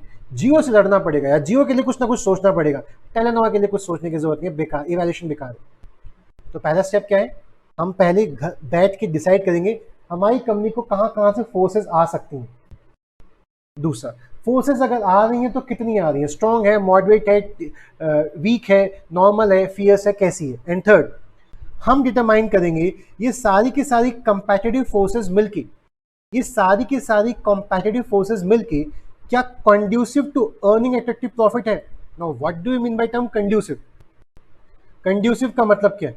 तो हमने अपनी बुक में सबसे पीछे ग्लॉसी बना रखी, वहां पे आपको कोई भी शब्द, अगर आपको स्टडी मटेरियल पढ़ते समय कोई भी शब्द अगर आपको क्रिटिकल लगे तो वहां पे जाके उस शब्द को पढ़ सकते हैं, ठीक है। तो मैं सबसे पीछे आ गया, पेज नंबर 243 पे अगर आप जाएंगे तो वहां पे आपको कंड्यूसिव वर्ड पढ़ने को मिलेगा। कंड्यूसिव वर्ड का मतलब क्या है? Providing the right condition for something good to happen और समथिंग गुड टू एग्जिस्ट। यानी क्या सारे के सारे कंपैटिटिव फोर्सेस मिलने के बावजूद, कॉम्पिटिटिव फोर्सेस स्ट्रांग भी हो सकता है, वीक भी हो सकता है, फियर्स भी हो सकता है, मॉडरेट भी हो सकता है। तो मैंने जाना कि जो कंपैटिटिव फोर्स है ना वो वीक है, और एक कंपैटिटर का वीक होने की वजह से कस्टमर मुझको ही परचेज करेगा। यानी कहीं ना कहीं मेरे पास एक राइट कंडीशन है for something goods to happen, यानी इनके गंदे प्रोडक्ट होने की वजह से, इनका मेरे को कोई कंपटीशन ना देने की वजह से मेरे पास एक राइट एनवायरनमेंट है, राइट कंडीशन है कि मैं अपना प्रोडक्ट कस्टमर को बेच सकता हूं और कस्टमर सिर्फ मुझे ही परचेज करेगा, वो किसी और को परचेज नहीं करेगा। That should be called conducive environment. What is conducive? Conducive मतलब प्रॉफिटेबल, एक परफेक्ट माहौल, एक परफेक्ट हालात अपना प्रोडक्ट बेचने के लिए। तो आपको यही अंडरस्टैंड करना है, यही डिटरमाइन करना है, यही एनालाइज करना है कि क्या इतने सब कंपेटिटिव प्रेशर होने के बावजूद भी क्या आपके पास कंड्यूसिव एनवायरनमेंट है। अगर कंड्यूसिव एनवायरनमेंट है, मार्केट में लड़ो। अगर कंड्यूसिव एनवायरनमेंट नहीं है तो आपको कुछ ना कुछ कंपटीशन से लड़ने के लिए कोई स्ट्रेटेजी ड्राफ्ट करनी पड़ेगी, आपको कंपटीशन से भिड़ने के लिए कॉम्पिटिटिव एडवांटेज हासिल करनी पड़ेगी। और मार्केट में हम कॉम्पिटिटिव एडवांटेज कैसे हासिल करेंगे, हम कंपैटिटर से आगे कैसे बढ़ेंगे, कस्टमर पहले हमारे पास आए, औरों के पास ना जाए। इस पोजीशन को अटेन करने के लिए माइकल पोर्टर अंकल ने एक और थ्योरी दी, पेज नंबर 142 पे, चैप्टर नंबर 5 के अंदर ही, माइकल पोर्टर जेनरिक मतलब जनरली, तो Michael Porter generic strategy to gain competitive advantage, कि कंपटीशन में एडवांटेज कैसे हासिल करें। यानी दोनों के दोनों मॉडल मिक्स है। पहले मॉडल में हमने क्या पढ़ा कि आपको ये जानना है कि क्या कॉम्पिटिटिव एनालिसिस करना है कि कंपटीशन की फोर्सेस कहां से आ रही हैं, क्या इंडस्ट्री में से आ रही है, मतलब राइवलरी से आ रही है, न्यू एंट्रेंट से आ रही है, सब्सिट्यूट से आ रही है, बार्गेनिंग पावर ऑफ बायर बढ़ गई है, बार्गेनिंग पावर ऑफ सप्लायर बढ़ गई है। इन सब होने की वजह से क्या आपके लिए कंड्यूसिव एनवायरनमेंट है, क्या प्रॉफिटेबल एनवायरनमेंट है? नहीं सर, अनप्रॉफिटेबल एनवायरनमेंट है, हम प्रॉफिट नहीं कमा पा रहे हैं, कंपेटिटर ज्यादा ले जा रहा है हमारे कस्टमर को, तो हम ऐसा क्या करें, हम ऐसा क्या करें कि हम कंपटीशन में एडवांटेज में आ जाए, कि कॉम्पिटिटर बहुत सारे हैं लेकिन हमारे पास कंपेटिटिव एडवांटेज है, कस्टमर पहले हमारे पास आएगा उसके बाद कहीं हो जाएगा, तो कंपेटिटिव एडवांटेज कैसे हासिल की जाए, उसके लिए भी हमारे पास नेक्स्ट मॉडल है माइकल पोर्टर जेनिक स्ट्रेटेजी, जो हमें बताएगा कि कॉम्पिटिटिव एडवांटेज में कैसे आया जाए और कॉम्पिटिटिव एडवांटेज में आने की क्या क्या स्ट्रेटेजीज हो सकती हैं। लेकिन इस मॉडल को पढ़ने से पहले हम पहले उस मॉडल को पढ़ते हैं। उस मॉडल में हम क्या पढ़ रहे हैं? माइकल पोर्टर 5 फोर्सेस मॉडल, जिसमें हमें क्या पढ़ना है कि अगर आप कंपनी में एग्जिस्ट करते हो, आपने खुद की कोई कंपनी खोली है, आप किसी कंपनी के स्ट्रेटेजिक मैनेजर हो, तो आपको पहले कोई भी स्टेप लेने से पहले आपको अपने एनवायरनमेंट के, आपको अपनी कंपनी के इर्द गिर्द के कंपेटिटिव एनवायरनमेंट को समझना पड़ेगा। कंपेटिटिव एनवायरनमेंट को समझने के लिए आपको इन 5 फोर्सेस को समझना पड़ेगा। कैसे समझेंगे? पहला काम क्या है? Identify the specific competitive pressure which are associated with each of the 5 forces, कि पांचों जगह में से कहां से आपको यह समझना है कहां से competitive pressure आ रहा है। competitive pressure अगर आ रहा है तो उसको evaluate करना है। How strong the pressure comprises of each 5 forces, क्या वो फियर्स है, क्या वो स्ट्रॉन्ग है, क्या वो मॉडरेट है, क्या वो नॉर्मल है, क्या वो वीक है।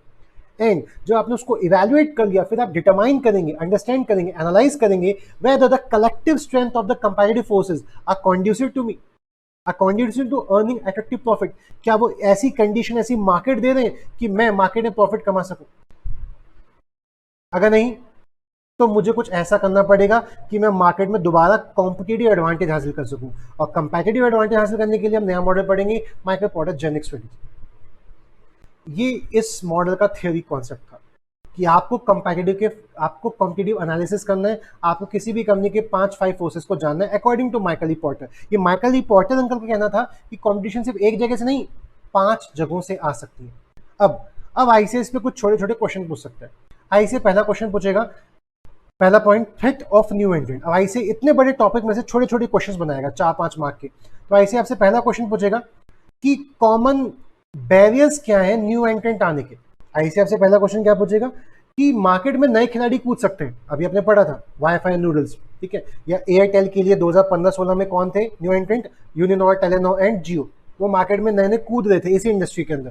तो जो नए खिलाड़ी हैं, फॉर एग्जाम्पल अभी बच्चा क्या था, मैंने अभी भी सीए किया है सर, सीए के साथ मैंने artificial intelligence and machine learning का कोर्स किया सर, इसके साथ साथ सर मैंने बिजनेस इंटेलिजेंस का भी कोर्स किया सर, प्लस मैंने डेटा वेयरहाउस की भी स्टडी की है। वेरी गुड बेटा, वेरी गुड, जॉब करो फिर। नहीं सर, मैं ये सब नॉलेज नहीं, टीचिंग करने वाला, या मेरे बिजनेस में फर्क करोगे तुम? मैंने तुम्हें बताया कि सीए के साथ आर्टिफिशियल इंटेलिजेंस, मशीन लर्निंग की कोर्सेज करो, वर्चुअल कॉन्सेप्ट की कोचिंग लो, क्लाउड कंप्यूटिंग सीखो, ग्रिड कंप्यूटिंग सीखो। जिंदगी में कंप्यूटर का बहुत एम्फेसिस बढ़ने वाला है, टेक्नोलॉजी को समझना बहुत जरूरी है, आपकी लाइफ को, आपकी जॉब को बहुत एक्सेल करेगा ये। और अब तुम यही सब पढ़ के टीचिंग में आओगे? कह रहे हाँ सर मैं टीचिंग में आऊंगा। यानी क्या वो एक नया खिलाड़ी है, न्यू एंट्रेंट है, जो मेरे बिजनेस को फर्क डालेगा? The answer is yes. मेरे प्रॉफिट पे इंपैक्ट क्रिएट करेगा? The answer is yes. तो हम यहाँ पढ़ रहे हैं कॉमन बैरियर्स, कॉमन हर्डल्स, कुछ कॉमन रुकावटें न्यू एंट्री के लिए। वो नया एंट्री आके मेरे को कंपटीशन दे सकता है, लेकिन वो मुझे चाह के भी कंपटीशन नहीं दे पाएगा, बिकॉज कुछ बैरियर्स हैं, कुछ रुकावटें हैं जो उसको रोकेंगी। रुकावट number one, capital requirement. Capital requirement. मैं ऑलरेडी 500 बच्चे पढ़ा रहा हूँ, वो मार्केट में आज कूदा है और वो कह रहा है ईएसएसएम पढ़ लो, यूट्यूब पे फ्री लेक्चर्स डाल रहा है, फ्री यूट्यूब वीडियोस डाल रहा है, डेमोन्स्ट्रेशन वीडियोस डाल रहा है, ताकि बच्चों की रीच बढ़े, बच्चे उसकी क्लासेस देखें, फिर उसको अप्रोच करें और बोले कि पढ़ो, हाँ सर हम आपसे पढ़ना चाहते हैं। लेकिन आज उसके पास यूट्यूब पे 0 सब्सक्राइबर है। हाँ, तो उसको 0 सब्सक्राइबर से ज्यादा सब्सक्राइबर करने के लिए, व्यूज बढ़ाने के लिए क्या करना पड़ेगा? पेड प्रमोशन करना पड़ेगा। पेड प्रमोशन करने के लिए उसको पैसे खर्च करने पड़ेंगे, ठीक है। नया है, एक भी बच्चा नहीं है अभी उसके पास, है ना।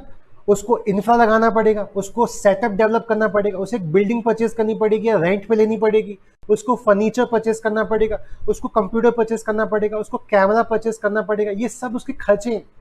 प्रॉफिट अभी तक आया नहीं है, पहले खर्चे करने पड़ेंगे। क्या तुम्हारे पास इतना पैसा है छोटे?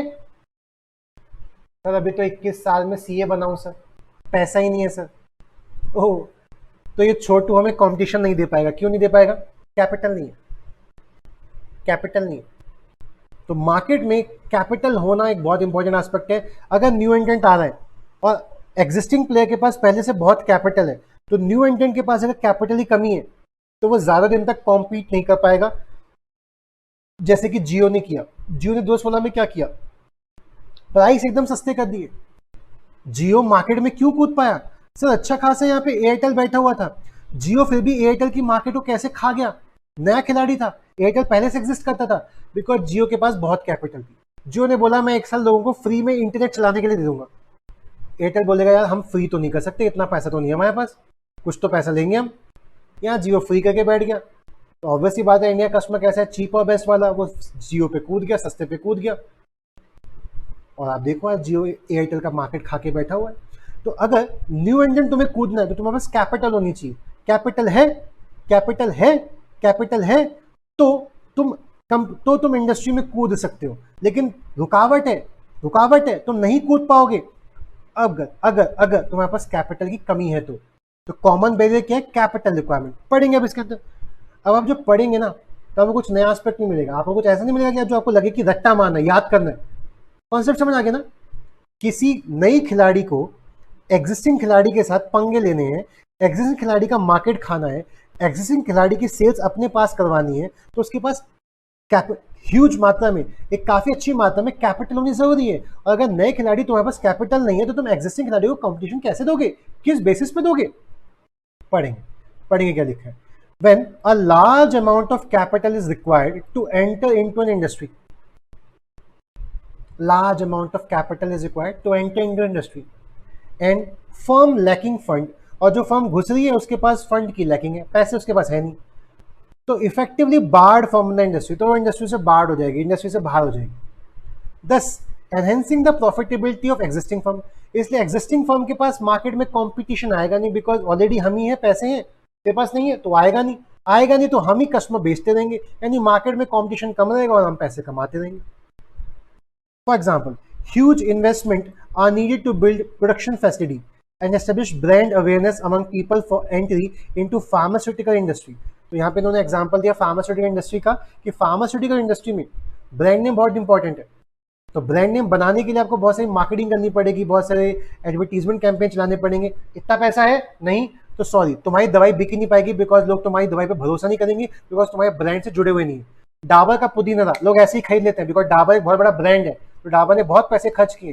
तुम कौन सी कंपनी हो? झुई मुई कंपनी, बेच लो अपना पुदीना, बिकेगा ही नहीं। लोग बोलेंगे झुई मुई कंपनी, ये कौन सी कंपनी है, हम नहीं खरीदते। झुई मुई कंपनी को ना ब्रांड बनाने के लिए अमिताभ बच्चन को हायर करना पड़ेगा, टीवी पे बाबा एडवर्टीजमेंट चलाने पड़ेंगे, तब लोग उस कंपनी का नाम जानेंगे। इतना पैसा है नहीं, बाहर जाओ। तुम यहाँ पे बिजनेस कर ही नहीं सकते, तुम कंपटीशन दे ही नहीं सकते। तो दिस मेक्स कैपिटल ना होना, this makes the entry of a new company into this sector becomes very difficult. एक बात बताओ, ये लाइन आप लिख नहीं सकते अपनी लैंग्वेज में? बहुत क्रिटिकल लाइन से क्या, बहुत क्रिटिकल लाइन से क्या? और जो कीवर्ड था वो हमने ऑलरेडी अंडरलाइन कर रखा है। आपको सिर्फ क्या याद रखना है इसमें, बाकी तो एग्जांपल है ना, आपको क्या याद रखना है? when large amount of capital is required, जब बहुत ही ज्यादा मात्रा में कैपिटल चाहिए होता है इंडस्ट्री में घुसने के लिए, और किसी कंपनी के पास इतना फंड नहीं है, तो कहीं ना कहीं वो इंडस्ट्री से बार्ड हो जाता है, वो इंडस्ट्री में घुस नहीं पाएगा, वो इंडस्ट्री में घुस के बाकी कंपनीज को कॉम्पीट नहीं कर पाएगा। अगर टीचिंग करनी, मुझे पढ़ाना है, क्या पढ़ाने के लिए ज्यादा कैपिटल की रिक्वायरमेंट है?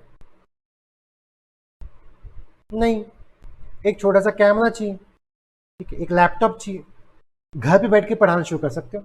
कोई मैन्युफैक्चरिंग प्लांट थोड़ी ना खोलना, घर से पढ़ा रहा हूँ, यूट्यूब पे पहले अपनी सब्सक्राइबर्स बढ़ाऊंगा, व्यूज बढ़ाऊंगा, फॉलोअर्स बढ़ाऊंगा, फिर इन्हीं क्लासेस को रिकॉर्ड करके पेन ड्राइव में, पेन ड्राइव दे के बेचूंगा। पेन ड्राइव तभी जाएगी जब पैसे आएंगे, तो पहले फीस आ गई, फिर पेन ड्राइव की कॉस्ट उसी में जोड़ के मैंने पेन ड्राइव बेच दी। तो सर्विस इंडस्ट्री में कैपिटल की इतनी रिक्वायरमेंट नहीं होती, इसलिए हर कोई टीचर बन के बैठ जाता है, कंपटीशन देने के लिए आ जाता है। डेली बेसिस पे न्यू एंट्रेंट आ रहे हैं, क्यों? कैपिटल की रिक्वायरमेंट नहीं, घर पे खाली बैठने पढ़ाई देते हैं। लेकिन कोई रिलायंस कंपनी जितना बड़ा पेट्रोकेमिकल्स के लिए इतनी हैवी मशीन्स लगा के बैठी हुई है, क्या आप लगा सकते हो? नहीं। क्या आज के टाइम पे कोई गूगल को, अमेजोन को कंपटीशन दे सकता है इतने बड़े बड़े सर्वर्स लगा के? The answer is no, because कोई भी नई कंपनी कूदेगी उसके पास इतना कैपिटल ही नहीं है कि वो अमेजोन जितने सर्विस लगा सके, गूगल जितने सर्विस लगा सके। नहीं लगा सकती तो तुम बाहर बैठो, तो हमारा ही सर्वर यूज करो और हमको पैसा कमाने दो। दूसरा point is economies of skill. Economy of skills का मतलब क्या होता है, ये आपने कभी ना कभी इकोनॉमिक्स से पढ़ा होगा बच्चों में, कि जैसे से क्वांटिटी बढ़ती है, दिस इज क्वांटिटी, जैसे से क्वांटिटी बढ़ती है वैसे वैसे पर यूनिट कॉस्ट कम होती चली जाती है। हाँ हाँ हाँ, मैं एक बच्चे को पढ़ा रहा हूँ, मेरा उतना ही टाइम कंज्यूम होगा, हाँ फीस ज़्यादा, 2 बच्चे फीस थोड़ी कम, 100 बच्चे फीस और कम, 500 बच्चे फीस और कम, 1000 बच्चे फीस और कम, पर कस्टमर पर कस्टमर पर कस्टमर।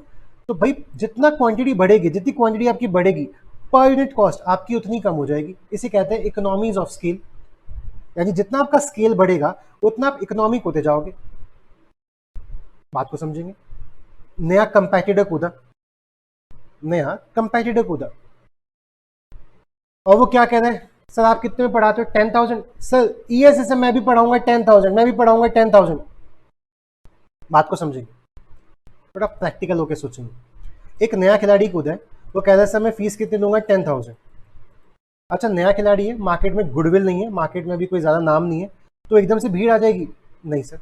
सर आपकी फीस कितनी है, 12 साल से पढ़ा रहे हैं बेटा, पहले गाजियाबाद पढ़ाया, अब लक्ष्मी नगर कूद गए, अब दिल्ली मार्केट कैप्चर करेंगे, फिर ऑल इंडिया मार्केट कैप्चर करेंगे, टेंशन ना लो।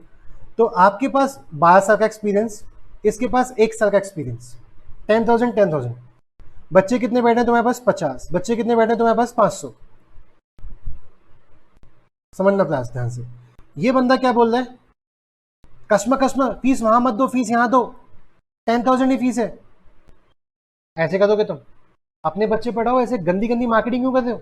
अच्छा रुको चलो, कम बच्चे बुलाने तुम, रुको चलो, मैं फीस कर रहा हूँ बेटा 8,000 रुपीज, मेरी फीस 8,000, मैं 8,000 में भी सर्वाइव कर जाऊंगा। पूछो क्यों, बिकॉज मैं 50 नहीं 500 बच्चे पढ़ा रहा हूँ, तो 500 बच्चे इंटू 8,000।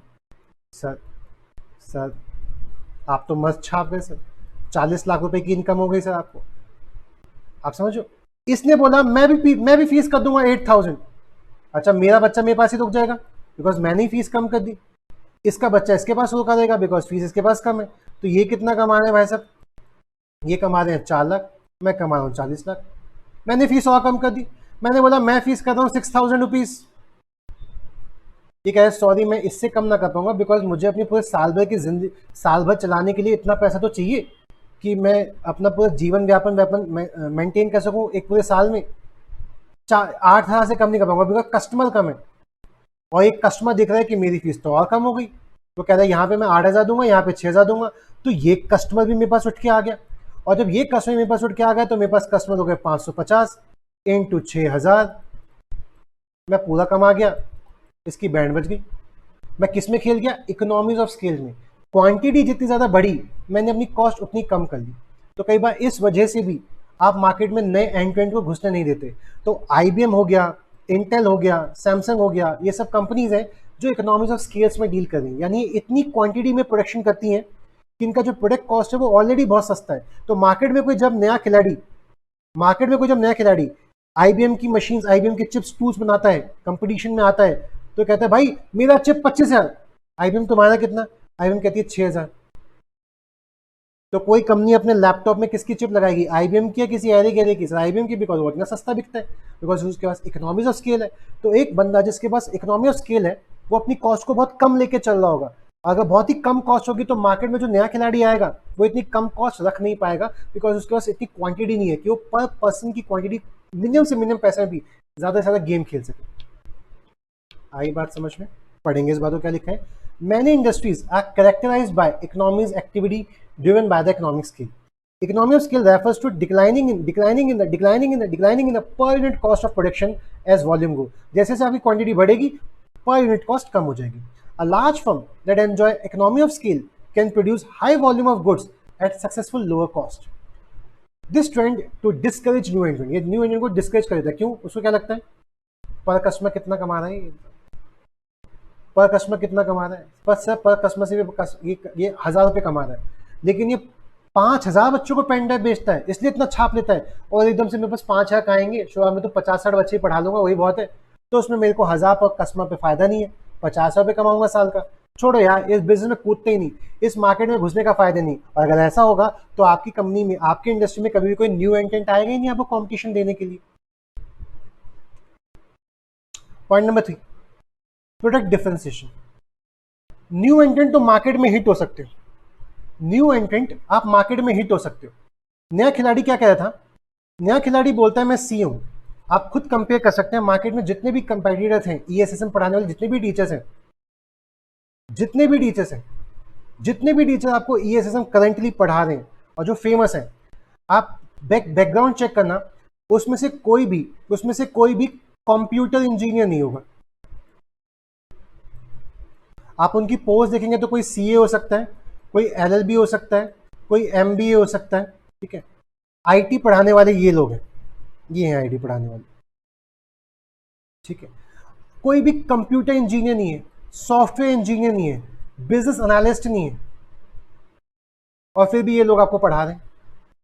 तो फील करना, कोई अगर ये डिग्री लेके आया, डिग्री लेने से मतलब ये नहीं कि उसके पास सिर्फ डिग्री है, डिग्री लेने से मतलब है कि उसने इन सब्जेक्ट्स को डीप में पढ़ा है, उसने सॉफ्टवेयर बनाना सीखा है, उसने जावा लैंग्वेज एनकोडिंग करके सॉफ्टवेयर ड्राफ्ट करना आना है, उसने आर्टिफिशियल इंटेलिजेंस पढ़ा है जो कि आपके ईएसए कोर्स का पार्ट है, ठीक है। आर्टिफिशियल उसने बिजनेस इंटेलिजेंस पढ़ा है, उसने डेटा वेयरहाउस पढ़ा है, उसने मशीन लर्निंग पढ़ी है। जब एक बंदा ये सब पढ़ के आएगा तो क्या आपको ज्यादा बेहतर समझा पाएगा? आप समझ नहीं पा रहे। मैं आपको माइकल पॉर्टर अंकल का मॉडल पढ़ा रहा हूं। मैं आपको हार्वर्ड में एक अंकल जी हैं, उनका नाम है माइकल ई पॉर्टर। मैं आपको माइकल ई पॉर्टर का मॉडल मैं पढ़ा रहा हूं। तो माइकल ई पॉर्टर का मॉडल मैं ज्यादा बेहतर पढ़ाऊंगा या माइकल ई पॉर्टर जिन्होंने मॉडल बनाया है? समझ रहे हो? हाँ हाँ हाँ। तो यहां पे भी वही बात कह रहे हैं कि एक बंदा जो प्रोडक्ट को एक डिफरेंशिएट कर दे, एक कस्टमर, एक नया टीचर के बोले मैं आपको आर्टिफिशियल इंटेलिजेंस सिखाऊंगा, आर्टिफिशियल इंटेलिजेंस ऐसे काम करती है, उसकी कोडिंग ऐसे होती है, वो इस तरीके से काम करती है, सीरी ऐसे काम करता है, डेटा वेयरहाउस ये चीज होती है, और वो आपको प्रैक्टिकल एक्सपोजर दे। और जो बाकी टीचर्स हैं वो क्या कहते हैं, बुकिश नॉलेज दे रहे हैं, बुक को पढ़ा, उसको समझा और वही बच्चे को डिलीवर कर दी। उसको प्रैक्टिकल ग्राफिकल तो उसको समझा नहीं पा रहे, बच्चे के दिमाग में इमेज नहीं बन पा रही कि मशीन लर्निंग कैसे काम करती होगी। और एक बंदा मशीन लर्निंग के सॉफ्टवेयर दिखाया, देखो सॉफ्टवेयर में अगर मैं ये वर्ड हटाऊंगा ना तो मशीन को ऐसे रिएक्ट करेगी, अगर मैं ये वर्ड इंसर्ट करूंगा ना तो देखो मशीन ऐसे रिएक्ट करेगी। ज्यादा कॉन्सेप्ट क्लैरिटी कहाँ पे आएगी? तो बताओ कहाँ पे आएगी सर? जो इतना डीप नॉलेज के साथ पढ़ाएगा। तो या तो अपने प्रोडक्ट को, या तो न्यू इंटेंट जो तुम नए नए कूद रहे हो, तुम कुछ ऐसा लेके आओ जो एग्जिस्टिंग कस्टमर बेच ही ना रहा। पतंजलि एक टाइम के लिए और एवरेज 6 महीने के लिए बहुत ज्यादा बिका था। क्यों? बिकॉज बाबा रामदेव की गुडविल थी। बाबा रामदेव अंकल ने बोला भाई साहब मैदा, एक तो स्वदेशी हूं मैं, प्लस मैं पतंजलि मैदा नहीं दूंगा, मैं आटा नूडल दूंगा। तो लोग उस टाइम पे मैगी की मार्केट भी डाउन थी कि उसमें लेड आ गया था, खराब था, खाने कंज्यूमर प्रोडक्ट नहीं था। तो बाबा रामदेव का प्रोडक्ट बिका। क्यों? Because he is giving something new. What is new? विश्वास। Anything can be new, anything can be differentiate, कुछ भी आपको डिफरेंशिएट कर सकता है। मैं बच्चों को व्हाट्सएप पे भी रिप्लाई करता हूँ। बच्चा व्हाट्सएप पे कोई क्वेश्चन पूछता है, विद इन एक आवर या 24 घंटे तो बहुत दूर की बात है, 1 घंटे के अंदर 2 घंटे के अंदर उसका रिप्लाई पहुंच जाता है। मैं उसको रिप्लाई बैक करता हूँ, बेटा क्वेश्चन का आंसर सही है, सही क्वेरी थी, हाँ बेटा क्वेरी का आंसर सही है। तो मेरा व्हाट्सएप पे रिप्लाई करना मेरे ईआईएसएम सब्जेक्ट को बेच सकता है। मार्केट में बहुत टीचर पढ़ा रहे हैं, बच्चा क्वेरी पूछता है, सर इस टॉपिक का मतलब क्या होगा, सर इस एमसीक्यू का आंसर क्या होगा, और बाकी टीचर रिप्लाई नहीं करते, मैं रिप्लाई कर रहा हूँ। तो मेरा रिप्लाई करना मेरे को बेच देगा। ऐसा हो सकता है मैं बेकार पढ़ा रहा हूँ, बाकी टीचर मुझसे अच्छा पढ़ा रहे हैं, लेकिन मैं रिप्लाई करता हूँ और बच्चों को उसकी अहमियत पता है कि एक टीचर से पढ़ाने से नहीं बनेगा, बच्चे को एंड तक सपोर्ट देना चाहिए। एग्जाम टाइम तक टीचर सपोर्ट देने को तैयार खड़ा, हाँ बेटा क्या दिक्कत है बताता हूँ, हाँ बेटा क्या दिक्कत है बताता हूँ। तो शायद ये चीज उसको इंपॉर्टेंट लग जाए, ये चीज आपको यूनिक लग जाए और कस्टमर इस चीज को डिफरेंशिएट मान के आपको प्रोडक्ट परचेज कर ले। डिफरेंशिएट कुछ भी हो सकता है। बच्चे को कलर्ड बुक्स मिल रही है, that can be differentiate product. बच्चे को मैगजीन पेपर बुक्स मिल रही है, that can be differentiate product. बच्चे को क्लास में वीडियोस देखने को मिल रही है, that can be differentiate product. बच्चे को नॉलेज मिल रही है एनहांस लेवल की, डिफरेंशिएट। बच्चे को टीचर की क्लास में नींद नहीं आ रही, दैट्स डिफरेंशिएट। बच्चे को प्रैक्टिकल एक्सपोजर मिल रहा है, दैट डिफरेंशिएट। बट टीचर बच्चे को रटवा देता क्लास के अंदर, दैट डिफरेंशिएट। तो ऐसा कुछ तो ऐसा बेचो जो करंट वाले लोग नहीं बेच रहे। कुछ तो ऐसा लाओ, कुछ तो ऐसा यूनिक फीचर लाओ जो करंट वाले नहीं लाके दे रहे। अगर आप कुछ नया लेके आओगे ना तो न्यू इंटेंट तुम छा जाओगे। तो न्यू इंटेंट तुम्हारे पास कुछ नया है, कुछ डिफरेंट है एग्जिस्टिंग वालों से?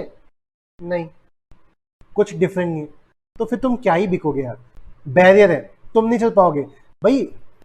ऑलरेडी मार्केट में ये जो टीचर्स बैठे हैं ये वही चीज पढ़ा रहे हैं और तुम भी आके यही पढ़ाने वाले हो, कुछ नया नहीं देने वाले, तो क्यों बिकोगे तुम? क्या तुम्हें बस कुछ प्रोडक्ट में डिफरेंशिएट करने को है? अगर नहीं है तो कुछ नहीं हो पाएगा। तो differentiation work to reinforce new entry barrier because the cost of creating genuine product differences may be too high for the new entry. तो इन्होंने एक रीजन क्या दे दिया और कि आपको डिफरेंशिएट करने के लिए खर्चा करना पड़ेगा। आर्टिफिशियल इंटेलिजेंस का कोर्स करने के लिए, मशीन लर्निंग का कोर्स सीखने के लिए आपको पैसे खर्च करने पड़ेंगे, वो है नहीं। तो जब वो नॉलेज ही आपके पास होगी तो बच्चों को कैसे डिलीवर करोगे? बच्चों को फिर वही पढ़ाओगे जो बाकी टीचर्स पढ़ा रहे हैं। रहने दो, बच्चा तुम पे नहीं आएगा। तुम नया क्या दे दो? कुछ भी नहीं, तो बच्चा तुम पे पढ़ने नहीं आएगा। अगला point, switching cost. Now what do you mean by the term switching cost? Switching cost का मतलब क्या? इस बात को समझें। हम क्या पढ़ रहे हैं? बैरियर्स। हम क्या पढ़ रहे हैं? बैरियर, कि कौन कौन से वो बैरियर हैं जो नए खिलाड़ी को मार्केट में कूद नहीं देते। उसके पास कैपिटल नहीं है, नहीं कूद पाएगा। ज़्यादा क्वांटिटी नहीं है तो अपनी कॉस्ट को सस्ता नहीं कर पाएगा, जिसकी वजह से कस्टमर्स के पास अट्रैक्ट नहीं हो पाएंगे। कुछ नया करने के लिए पैसा नहीं है, कुछ नया करने के लिए दिमाग भी नहीं है, तो भी कस्टमर तुम्हारे पास नहीं आएगा। चौथा, स्विचिंग कॉस्ट। कई बार कस्टमर ना स्विच नहीं कर पाता नए प्रोडक्ट पे। पतंजलि आया तो था, चिंग्स चाइनीज आया तो था, यिप्पी नूडल भी आया था और टॉप रेमन तो बहुत पहले से बिक रहा है, लेकिन फिर भी आज तक मैगी को नहीं पछाड़ पाए। मैगी का मार्केट शेयर उस लेवल पे खत्म नहीं कर पाए जिस लेवल पे वो कूदने की कोशिश कर रहे थे। क्यों? बिकॉज मैगी का जो टेस्ट है, इंसान आंख बंद करके खा के जा सकता है ये मैगी है या नहीं है। उसके टेस्ट जुबान पे चढ़ा हुआ है, वो स्विच ही नहीं कर पाता। वो 2 दिन बाबा जी के कहने पर पतंजलि खरीद तो लेता है, अरे यार इसका वो टेस्ट नहीं है, इसका जो मसाला ना वो टेस्ट नहीं है, मैगी का देता है। एंड इस वजह से मैगी खराब हुई थी, मैगी में लेड थी, मैगी अंदर गई, मैगी ने अपने प्रोडक्ट को चेंज किया, वापस आई और लोगों ने मैगी को अपना लिया। मैगी बिकनी शुरू हो गई और मैगी का दोबारा से मार्केट शेयर नहीं हो गया जितने पे वो गई थी। यानी पतंजलि मैगी का कुछ नहीं बिगाड़ पाया। क्यों? बिकॉज लोग मैगी के टेस्ट पे इतने स्टिक थे कि वो स्विच नहीं कर पाए। तो कई बार स्विचिंग कॉस्ट बहुत हाई होती है। स्विचिंग कॉस्ट बहुत हाई होती है। स्विचिंग कॉस्ट, स्विच करने की कॉस्ट। कॉस्ट मतलब जरूरी नहीं सिर्फ पैसा हो, कॉस्ट मतलब फ्लेवर हो सकता है, कॉस्ट मतलब टेस्ट हो सकता है, कॉस्ट मतलब चलना हो सकता है। सर चलना कैसे? प्लीज फील कराता हूँ। सपोज लक्ष्मी नगर है, ठीक है, ये है आईजीपी इंस्टीट्यूट, ठीक है, और यहाँ बगल में एक्सवाइजेड पीक्यू हुआ है, बहुत से इंस्टीट्यूट है, ठीक है। इस बात को समझो, ये रोड है, ये मेट्रो है। स्विचिंग कॉस्ट का मतलब समझा रहा हूँ, कई पहलुओं से उस पहलू को समझने की कोशिश करना। एक बच्चे ने यहाँ पे आईजीपी में एडवांस अकाउंट्स पढ़ी, ठीक है, एडवांस अकाउंट्स। फिर बच्चे ने वहीं पे एफएम पढ़ी, फिर बच्चे ने वहीं पे ऑडिट पढ़ी। एडवांस अकाउंट्स में रोहित सर से पढ़ी, एफएम उसने आशीष काला सर से पढ़ी, फिर उसने ऑडिट आकांक्षा मैडम से पढ़ी। ऋषभ गौर से नहीं पढ़ना उसको। क्या है, ऋषभ गौर का नाम थोड़ा कम सुना है। ऋषभ गौर से कि यूट्यूब पे वीडियो 16-17 होंगी, बाकी टीचर्स की यूट्यूब पे वीडियो ज़्यादा, यानी उनका नाम ज़्यादा है, इसका नाम कम है। ऋषभ गौर से पढ़ें।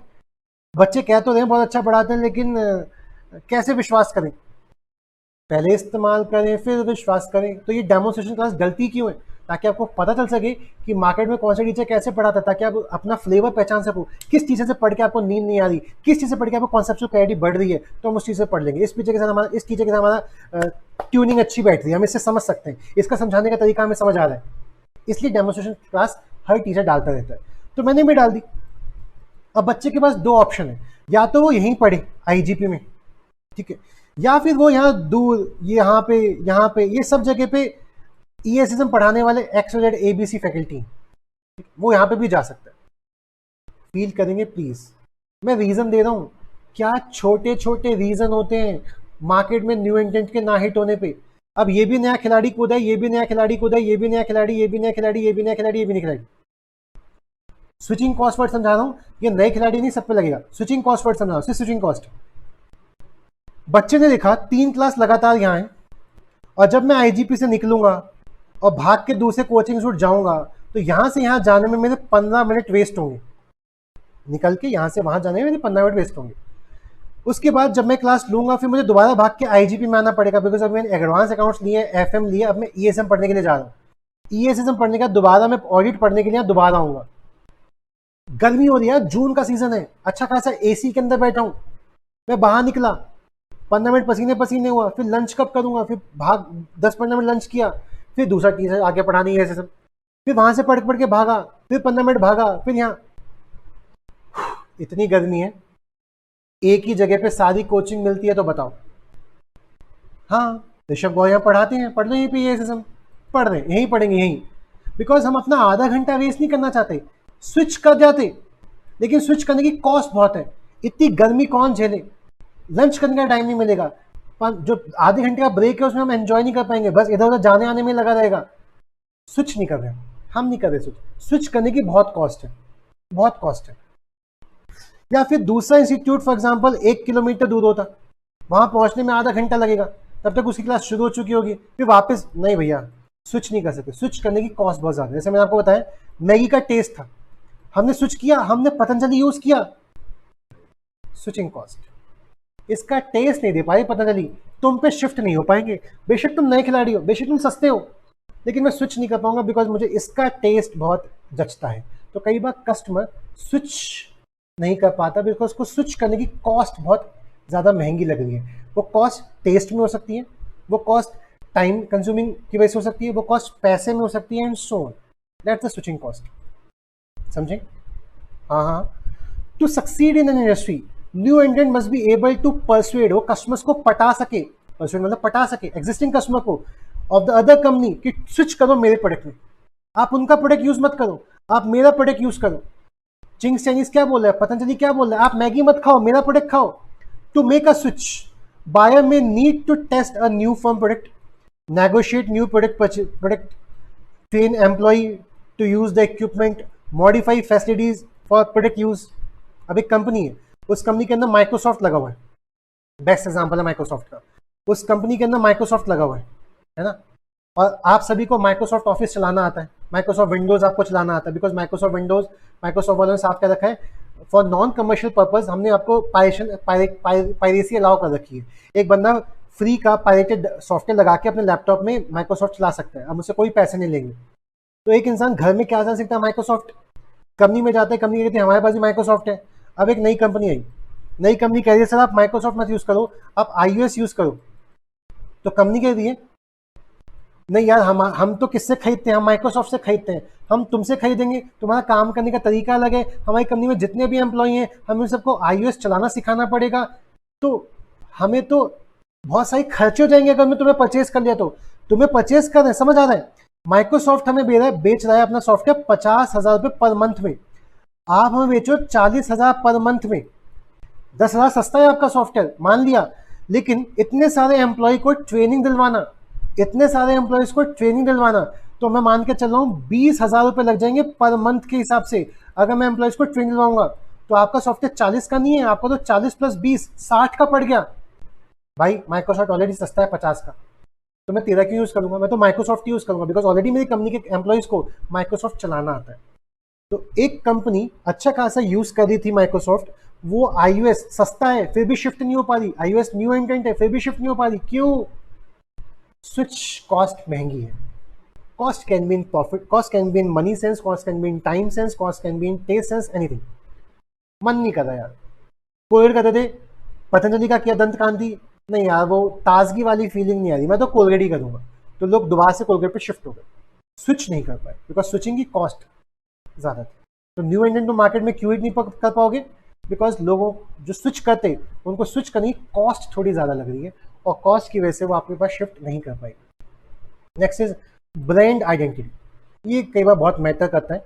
तो आपने कई इंस्टीट्यूट्स में देखा होगा, आप ऐसा रियलिस्टिक तौर पे देखते होगे, जितने भी बड़े बड़े जैसे IGP इंस्टीट्यूट्स हैं, तो IGP इंस्टीट्यूट्स के पास ऑलरेडी 10 ऑल इंडिया रैंक है, 1 यानी 10 ऑल इंडिया फर्स्ट रैंक, यानी CA में जिनकी फर्स्ट रैंक आती है, ऐसे 10 रैंक तो सिर्फ IGP से हैं।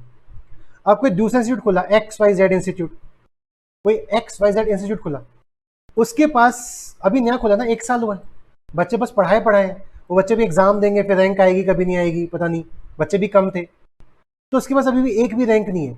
एज अ कस्टमर आप प्लीज मुझे बताएंगे, अभी आपने किसी की नॉलेज चेक नहीं की, आपने नहीं देखा ऋषभ गौर कैसे पढ़ाता है, आपने नहीं देखा XYZ कैसे पढ़ाता है, आपने बस आप पोस्टर देखे, यहाँ पोस्टर में क्या लिखा है, 10 all India rank 1 and 600 plus, तो न जाने कितनी रैंक्स हैं 2, 3, 4 वाली, और यहाँ आपने एक भी रैंक का पोस्टर नहीं देखा। ब्रांड है ना भैया, ब्रांड। तो कस्टमर क्या बोलेगा, भैया मैं तो ऋषभ गौर से पढ़ूंगा IGP में, क्यों?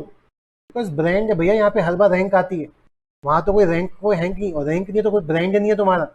तो कई बार ब्रांड इमेज इतनी बड़ी होती है कि मार्केट में नए खिलाड़ी चाह के भी घुस नहीं पाते, बिकॉज उनके पास ब्रांड नाम का एक स्टिकर नहीं होता, ब्रांड नाम का स्टिकर नहीं होता। तो बहुत टाइम से Japanese company like Toyota, Nissan, Honda ने बहुत पैसे खर्च किए अमेरिकन मार्केट में घुसने के लिए, वरना अमेरिकन मार्केट में घुसना इतना आसान नहीं था। तो जैपनीज मार्केट ने बहुत पैसा खर्च किया एडवर्टीजमेंट में अपनी ब्रांड इमेज जनरेट करने का, तब जाके आज वो अपनी कंपनी अपनी गाड़ियां बेच पा रहे हैं। तो अगर आपके पास ब्रांड इमेज बनानी है तो कैपिटल चाहिए होगी, कैपिटल नहीं है तो ब्रांड भी नहीं बना पाओगे, नाम भी डेवलप नहीं कर पाओगे। तो अगर एग्जिस्टिंग कंपनी का ब्रांड बहुत बड़ा है, एग्जिस्टिंग कंपनी का ब्रांड बहुत बड़ा है, तो नया खिलाड़ी अगर मार्केट में आ भी जाएगा तो कस्टमर उस पर स्विच नहीं करेगा, बिकॉज वो उसके ब्रांड को जानता नहीं। अगर आप ब्रांड से आप जुड़े हुए नहीं हो तो आपका प्रोडक्ट को परचेज नहीं करेगा।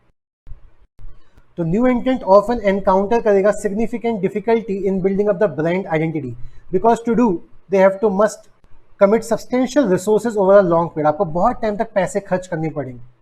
जैसे आज के टाइम पे आपने एक नाम सुना होगा अन अकेडमी, या फिर आपने नाम सुना होगा बाइजू। तो आप बाइजू नाम कैसे सुन पा रहे हो? बिकॉज बाइजू अब इंडियन क्रिकेट टीम की टी शर्ट पे छप चुका है। क्रिकेट मैच देखा आपने, बाइजू को देख लिया। तो बाइजू का एडवर्टीजमेंट इतना हो रहा है, तो क्या बाइजू को इस एडवर्टीजमेंट के चक्कर में बहुत पैसे खर्च करने पड़े होंगे? हाँ, तब जाके बाइजू आज ब्रांड बन गया। तो कोई नया खोल रहा है काइजू, तो कोई काइजू का लेगा ही नहीं, बिकॉज काइजू कभी नाम सुना? काइजू नहीं, काइजू तो मैंने कभी नाम नहीं सुना, तो वो उसकी सर्विसेज ही नहीं देगा। जो दिखता है वो बिकता है। तो ब्रांड अगर एग्जिस्टिंग वालों का है और न्यू इंडियन तुम्हारे पास पैसे नहीं है ब्रांड बनाने के, ब्रांड मार्केटिंग डेवलप करने के, तो सॉरी, आप नहीं बिक पाओगे। Next is access to distribution channel.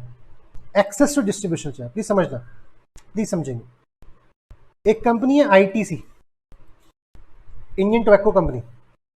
Indian tobacco company की बहुत ही अच्छे लेवल पे होलसेलर के साथ कनेक्शन है। इन होलसेलर्स का आगे रिटेलर के साथ कनेक्शन है। यानी आईटीसी कोई भी नया प्रोडक्ट लॉन्च करती है, होलसेलर को देती है, होलसेलर रिटेलर तक पहुंचाता है और रिटेलर कस्टमर को बेच रहा होता है। एक नई कंपनी आई, कंपनी का नाम था आईआईसी। वो कहती है भाई साहब मेरा भी प्रोडक्ट बेच दो। तो होलसेलर कहता है भाई साहब हमारा तो जो डीलरशिप है ना वो आईटीसी के साथ है, आईटीसी का ही प्रोडक्ट बेचते हैं हम। तो आईआईसी कह रहा है मेरा प्रोडक्ट बेच दो। सॉरी सर, आपका प्रोडक्ट नहीं बेचेंगे, हमने उनके साथ पार्टनरशिप कर रखी है, हमसे उनका प्रोडक्ट बेच सकते हैं। तो अगर हमसे उनका प्रोडक्ट बेच सकते हैं तो आपका प्रोडक्ट नहीं बेचेंगे।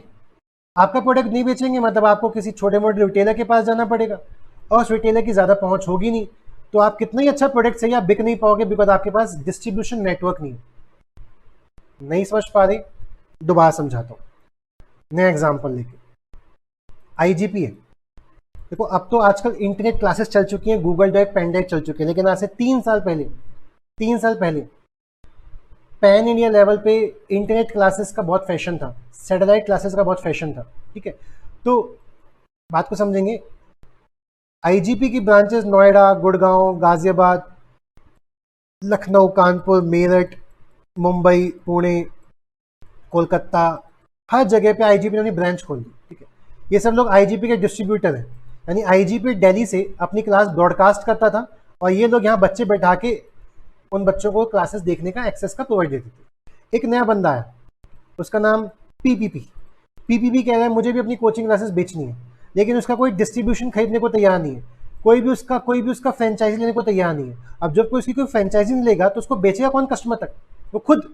और ऐसे कितने कस्टमर्स तक पहुंच जाओगे तुम? ज़्यादा कस्टमर नहीं, बिकॉज कस्टमर पे पहुंच होती है रिटेलर्स की, रिटेलर्स के पास सामान पहुंचाएंगे होलसेलर पे, और होलसेलर की सेटिंग है आईटीसी के साथ, होलसेलर की सेटिंग है आईजीपी के साथ। तो भैया नया इंडियन तो मार्केट में कूद नहीं पाओगे। क्यों? बिकॉज मार्केट में आपके पास डिस्ट्रीब्यूशन नेटवर्क नहीं है, डिस्ट्रीब्यूशन चैनल नहीं है। 30 एग्जाम्पल देता हूँ। ठीक है, आईजीपी के यूट्यूब चैनल पे 97.5 समथिंग आई थिंक सब्सक्राइबर्स हैं। यानी अगर मैं कोई अपनी वीडियो आईजीपी के यूट्यूब चैनल पे डालता हूँ तो 97.5 लोगों जो सब्सक्राइब होकर बैठे हैं, उनके जब वो यूट्यूब ओपन करेंगे तो उनको कहीं ना कहीं दिख जाएगा कि ऋषभ गौर की क्लास डली है।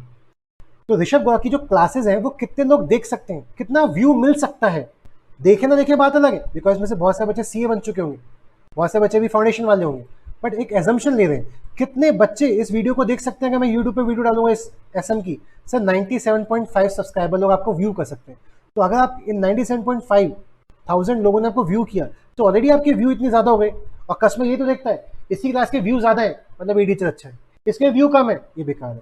एक बंदे ने नया खुद का यूट्यूब चैनल ओपन किया, सिर्फ 2 सब्सक्राइबर है, वो खुद उसकी गर्लफ्रेंड। तो उसको अपनी क्लास दिखाने के लिए तो पेड प्रमोशन करना पड़ेगा यूट्यूब पे, वो पैसे है नहीं। और दोस्तों को रीच करने के लिए दोस्तों को भेजेगा, कोई दोस्त देखेगा कोई नहीं देखेगा, कोई लाइक करेगा कोई आगे शेयर करेगा कोई नहीं शेयर करेगा। तो इसको 97 पॉइंट के व्यू पाने के लिए बहुत मेहनत करनी पड़ जाएगी, बट आईजीपी को नहीं करनी पड़ेगी बिकॉज आईजीपी पास ऑलरेडी 97.5 के सब्सक्राइबर्स हैं। तो हम क्या कह रहे हैं, हमने एक सिंपल सर्च पढ़ी कि इनका डिस्ट्रीब्यूशन चैनल बढ़ गया। इनके पास इतने सब्सक्राइबर हैं, इनकी वीडियो इतने सारे लोग देख सकते हैं। तुम्हारे पास नए नए यूट्यूब चैनल है, सब्सक्राइबर कम है तो तुम्हारी वीडियोस व्यू देखने वाले भी बहुत कम लिमिटेड लोग होंगे। तो existing firm have significant influence over distribution channel and can retard, खराब कर सकते हैं, इम्पीड, अफेक्ट कर सकते हैं, बेकार कर सकते हैं bye their new firms, because आपको डिस्ट्रीब्यूशन नहीं मिलेगा। ठीक है, एक और एग्जांपल देने की कोशिश करते हैं। एक कंपनी यहाँ पे XYZ, या फिर इसको छोड़ो ना, करण जौहर प्रोडक्शन, मूवीज बनाता है करण जौहर। ठीक है, हीरो हीरोइन के बच्चे, मार्केट से एक न्यू एंटेंट कूद रहे जिसके माता पिता मूवीज में नहीं थे, वो न्यू एंटेंट यहां पे कूदा। ठीक है, वो केजो की मूवी कर रहा था और केजो की मूवी करते करते उसकी करण जौहर से लड़ाई हो जाती है। करण जौहर ने उसको मूवी से निकाल दिया, तो हमारी मूवी में काम नहीं करोगे। अब वो मूवी लेने के लिए जा रहा है सलमान खान प्रोडक्शन। करण जौहर ने फोन में, सलमान खान प्रोडक्शन, उसने मेरी मूवी गलत काम किया, प्रोफेशनल अनएथिकल काम किया, तुम भी मत रखना। सलमान खान प्रोडक्शन भी नहीं रखेगा। फिर वो जा रहा होगा किसी और रेड चिली के पास, रेड चिली को भी फोन आ जाएगा, मत रखना, नहीं रखा हमने। तो भैया न्यू एंटेंट, क्या मूवीज कर पाओगे? The answer is no. क्यों? बिकॉज तुम्हें डिस्ट्रीब्यूशन ही नहीं मिल रहा, कोई तुम्हें मूवी में रख नहीं रहा, तो लोगों को दिखोगे नहीं, लोगों को एक्टिंग नहीं पता चलेगी, तो तुम्हें नई मूवी कहाँ मिलेगी? धंधा चौपट तुम्हारा, टाटा बाय बाय, मुंबई छोड़ के चले जाओ आप, डिस्ट्रीब्यूशन चैनल नहीं मिल पाया। लेकिन आजकल टिकटॉक, वेब सीरीज, ये सब ने कहीं ना कहीं बहुत सारे एक्टर्स को मौका दे दिया। ये नहीं तो दूसरा, वो नहीं तो दूसरा, वो नहीं तो टिकटॉक कर लेंगे, इंस्टाग्राम कर लेंगे, वहीं पे अपने आप को हीरो बना लेंगे। मतलब कोई बात नहीं, मूवीज नहीं मिल रही, वैसी हीरो हीरोइन, मतलब हमें वैसी सेलिब्रिटी वाला फील ले लेंगे। And last is possibility of aggressive retaliation. एक बच्चा खाली बैठा था, अभी भी नया सीए किया है, उसको लगता है मैं अभी ईएसएसएम पढ़ा लेता हूँ, उसने यूट्यूब पे फ्री वीडियोस डालनी शुरू कर दी। एग्जिस्टिंग खिलाड़ी खाली बैठे हैं क्या? एग्जिस्टिंग खिलाड़ी कंपटीशन नहीं देंगे क्या? तो एग्जिस्टिंग खिलाड़ियों ने भी अपनी फ्री की जो क्लासेस पढ़ा चुके थे, उन्होंने पूरा का पूरा ईएसएसएम का पूरा कोर्स ही यूट्यूब पे डाल दिया। ये कह के एक्सक्लूसिवली फॉर मई 21 का बच्चा कोई पेपर दे रहा है तो एक सारी क्लासेस फ्री में देख ले। अच्छा, सीए में एक बहुत बड़ा डर होता है कि हर टाइम में कोर्स अपडेट होता रहता है, कुछ ना कुछ नए टॉपिक आते जाते रहते हैं। तो बच्चे, अगर हमने यूट्यूब पे वीडियो डाल भी दी ना कि मई 21 की है, तो नवंबर 21 वाला बच्चा ये वीडियो देखने से डरेगा, कहेगा ये पूरा कोर्स है, कोचिंग ले लेता हूँ, क्या पता मई 2021 का नवंबर 2021 में नया कोर्स आया हो, नया पढ़ना पड़े। तो एक खौफ की वजह से, यूट्यूब पे पूरी क्लास अवेलेबल होने की वजह से भी वो बच्चा नई क्लास लेगा। अब हम बात करें इसके लिए कि एग्जिस्टिंग खिलाड़ी यूट्यूब पे फ्री लेक्चर्स डाल रहा है, नया खिलाड़ी न्यू एंट्रेंट, हमने भी डाल दी। एग्जिस्टिंग खिलाड़ी पेड प्रमोशन कर रहा है, न्यू खिलाड़ी पेड प्रमोशन कर रहा है, तो क्या एग्जिस्टिंग खिलाड़ी पेड प्रमोशन नहीं कर सकता? एग्जिस्टिंग खिलाड़ी रिटेलिएट कर रहा है। भैया तुम अगर मार्केट में नए नए कूद रहे हो, तुम बच्चों से बोल रहे हो मैंने आर्टिफिशियल इंटेलिजेंस का कोर्स किया है, एग्जिस्टिंग खिलाड़ी नहीं कर सकता क्या? तुम मार्केट में लोगों से बोल रहे हो मैं नई कलर्ड बुक दूंगा, एग्जिस्टिंग खिलाड़ी कलर बुक नहीं दे सकता क्या? तुम पेड प्रमोशन कर दो यूट्यूब पे, क्या एग्जिस्टिंग खिलाड़ी पेड प्रमोशन नहीं कर सकता क्या? तुम कॉस्ट कम कर दो, एग्जिस्टिंग खिलाड़ी कॉस्ट कम नहीं कर सकता क्या? तो कई बार एग्जिस्टिंग खिलाड़ी न्यू एंट्रेंट को रिटेलिएट करता है, लड़ता है, मतलब बदले में लड़ाई करना।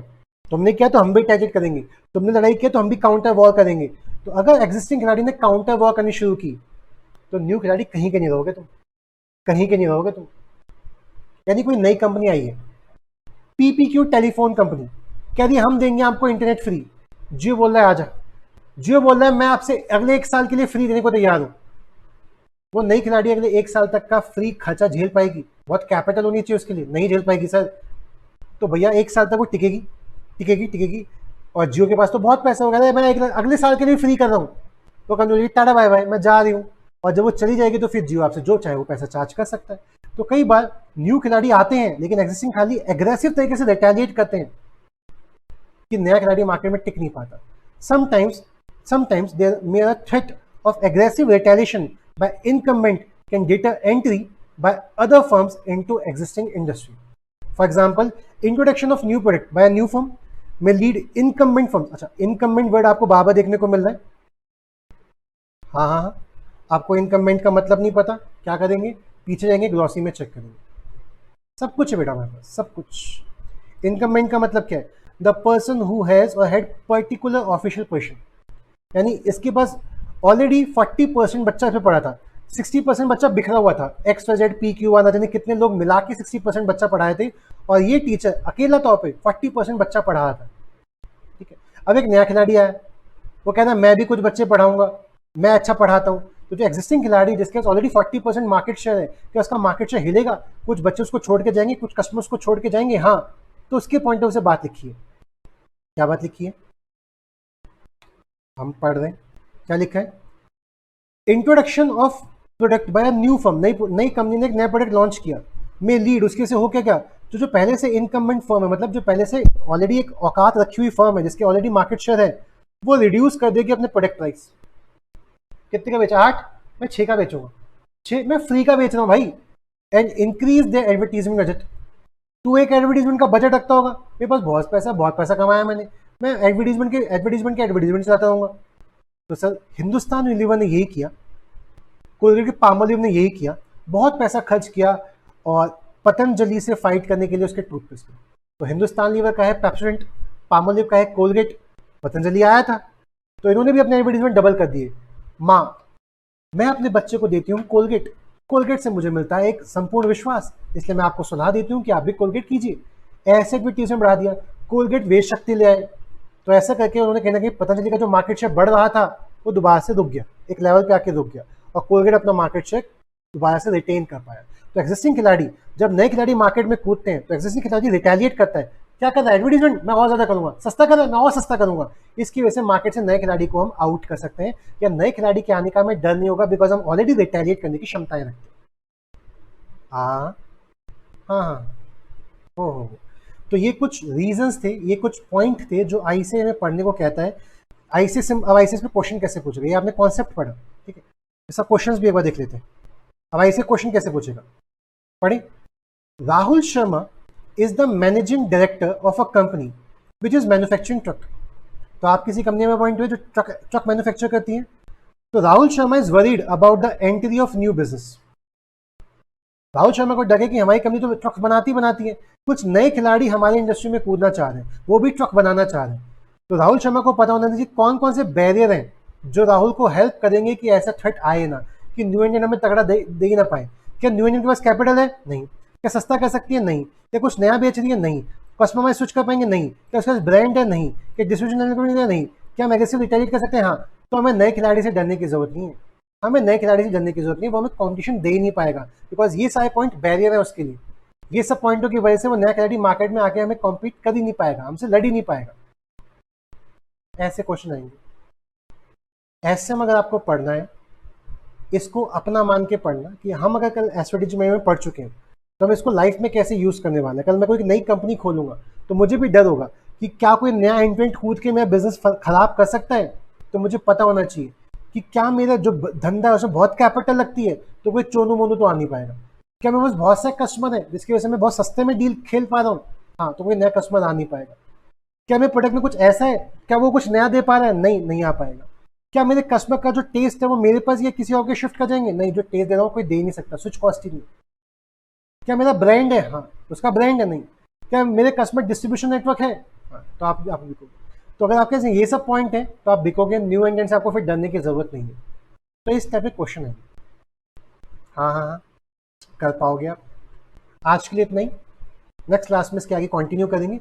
आज हमने क्या पढ़ा इसको समराइज करते हैं। सबसे पहले हमने एक टर्म पढ़ी, इंडस्ट्री का डेफिनेशन क्या होता है। What is industry? Industry is a group of firm whose products are of same or similar nature such that they are competing for the same customer। फिर हमने पढ़ा, अगर हमें माइकल पी पॉर्टर का मॉडल पढ़ना है तो माइकल पॉर्टर क्या बोलते हैं कि 5 forces of competitive एनालिसिस क्या होता है, कंपैरेटिव एनालिसिस करो 5 फोर्सेस कौन कौन सी हैं जो हमारी कंपनी के बिजनेस को, प्रॉफिट को इम्पैक्ट डाल सकती है, फर्क डाल सकती है। तो माइकल ई पॉर्टर ने बोला 5 है सर। एक तो इंडस्ट्री में रहता हुआ rivalry, new entrant, substitute, bargaining power of supply. हमें माइकल ई पॉर्टर समझना है, कैसे समझे, आइडेंटिफाई करो कौन कौन से फोर्सेज हैं जो आ रहे हैं, इवेल्युएट करो जो फोर्सेज है वो कैसे हैं, स्ट्रॉन्ग है, फियर्स है, मॉडरेट है, वीक है, कैसे हैं, एंड इवेल्युएट करो क्या वो सारे के सारे फोर्सेज मिलके भी क्या आपको कंड्यूसिव एनवायरनमेंट दे रहे हैं, क्या आपको प्रॉफिट गेन करने का एनवायरनमेंट दे रहे हैं। अगर हाँ तो ठीक, अगर नहीं तो फिर माइकल पॉर्टर का दूसरा मॉडल पढ़ेंगे, Michael Porter generic strategy to gain competitive advantage. फिर हमने पढ़ा क्या न्यू एंटेंट आके हमें खतरा दे सकता है, हाँ दे सकता है, लेकिन न्यू एंटेंट आपको खतरा बिल्कुल भी नहीं दे पाएगा। कब, क्यों, बिकॉज कुछ बैरियर्स है, कुछ रुकावटें हैं जिसकी वजह से वो आपकी इंडस्ट्री में नहीं कूदेगा। पहला, कैपिटल नहीं है उसके पास, दूसरा उसका इकोनॉमी ऑफ स्केल अचीव करने की क्षमता नहीं है, तीसरा प्रोडक्ट को डिफरेंशिएट करने का पैसे नहीं है उसके पास, स्विच कॉस्ट कस्टमर्स पे स्विच कर नहीं पाएगा, ब्रांड उसका इतना बड़ा है नहीं, उसके पास डिस्ट्रीब्यूट करने के लिए एक्सेस चैनल है नहीं, आप भी तो रिटेलिएट कर सकते हो। तो जिसकी वजह से न्यू एंटेंट आपको कॉम्पिटिशन नहीं दे पाएगा। इतना हमने आज पढ़ा। अगेन कह रहा हूं, आप इसे ऐसे रट्टा मारने के पढ़ने से पढ़ेंगे तो आपके लिए बहुत मुश्किल हो जाएगा। तो आप इसे कैसे पढ़ें, हमारी लाइफ में यूज होने वाला है। लैंग्वेज तो हम इंग्लिश में लिख के आएंगे सर, सीबीएसई से पढ़ के आ रहे हैं 11-12 तक, तो इंग्लिश राइटिंग तो हम कर ही लेंगे, कॉन्सेप्ट की क्लैरिटी है तो लिख ही लेंगे उस चीज़ को। इस नज़र से पढ़ोगे, ये सब्जेक्ट बहुत स्कोरिंग है, ये सब्जेक्ट बहुत इंटरेस्टिंग है। मैं हमेशा बच्चों को एक बात कहता आता हूँ, there is no boring subject, there is no boring subject, only disinterested minds. कोई भी सब्जेक्ट बोरिंग नहीं होता, ये आपके ऊपर डिपेंड करता है कि आपको उस सब्जेक्ट में रुचि आ रही है, क्या आपको उस सब्जेक्ट में इंटरेस्ट है या नहीं। आपको अकाउंट्स में होता है, टैक्स में होता है, कॉस्टिंग में होता है, एफएम में होता है, और अगर आपकी रुचि स्ट्रेटेजिक मैनेजमेंट और एंटरप्राइज इंफॉर्मेशन सिस्टम में है तो ये सब्जेक्ट आपके लिए बिल्कुल ही बोर नहीं होगा। बाकी पूरी कोशिश हम करेंगे इस सब्जेक्ट को इंटरेस्टिंग बनाने के लिए, इस सब्जेक्ट को स्कोरिंग बनाने के लिए। आज के लिए इतना काफ़ी है। Thank you so much. Tata bye bye.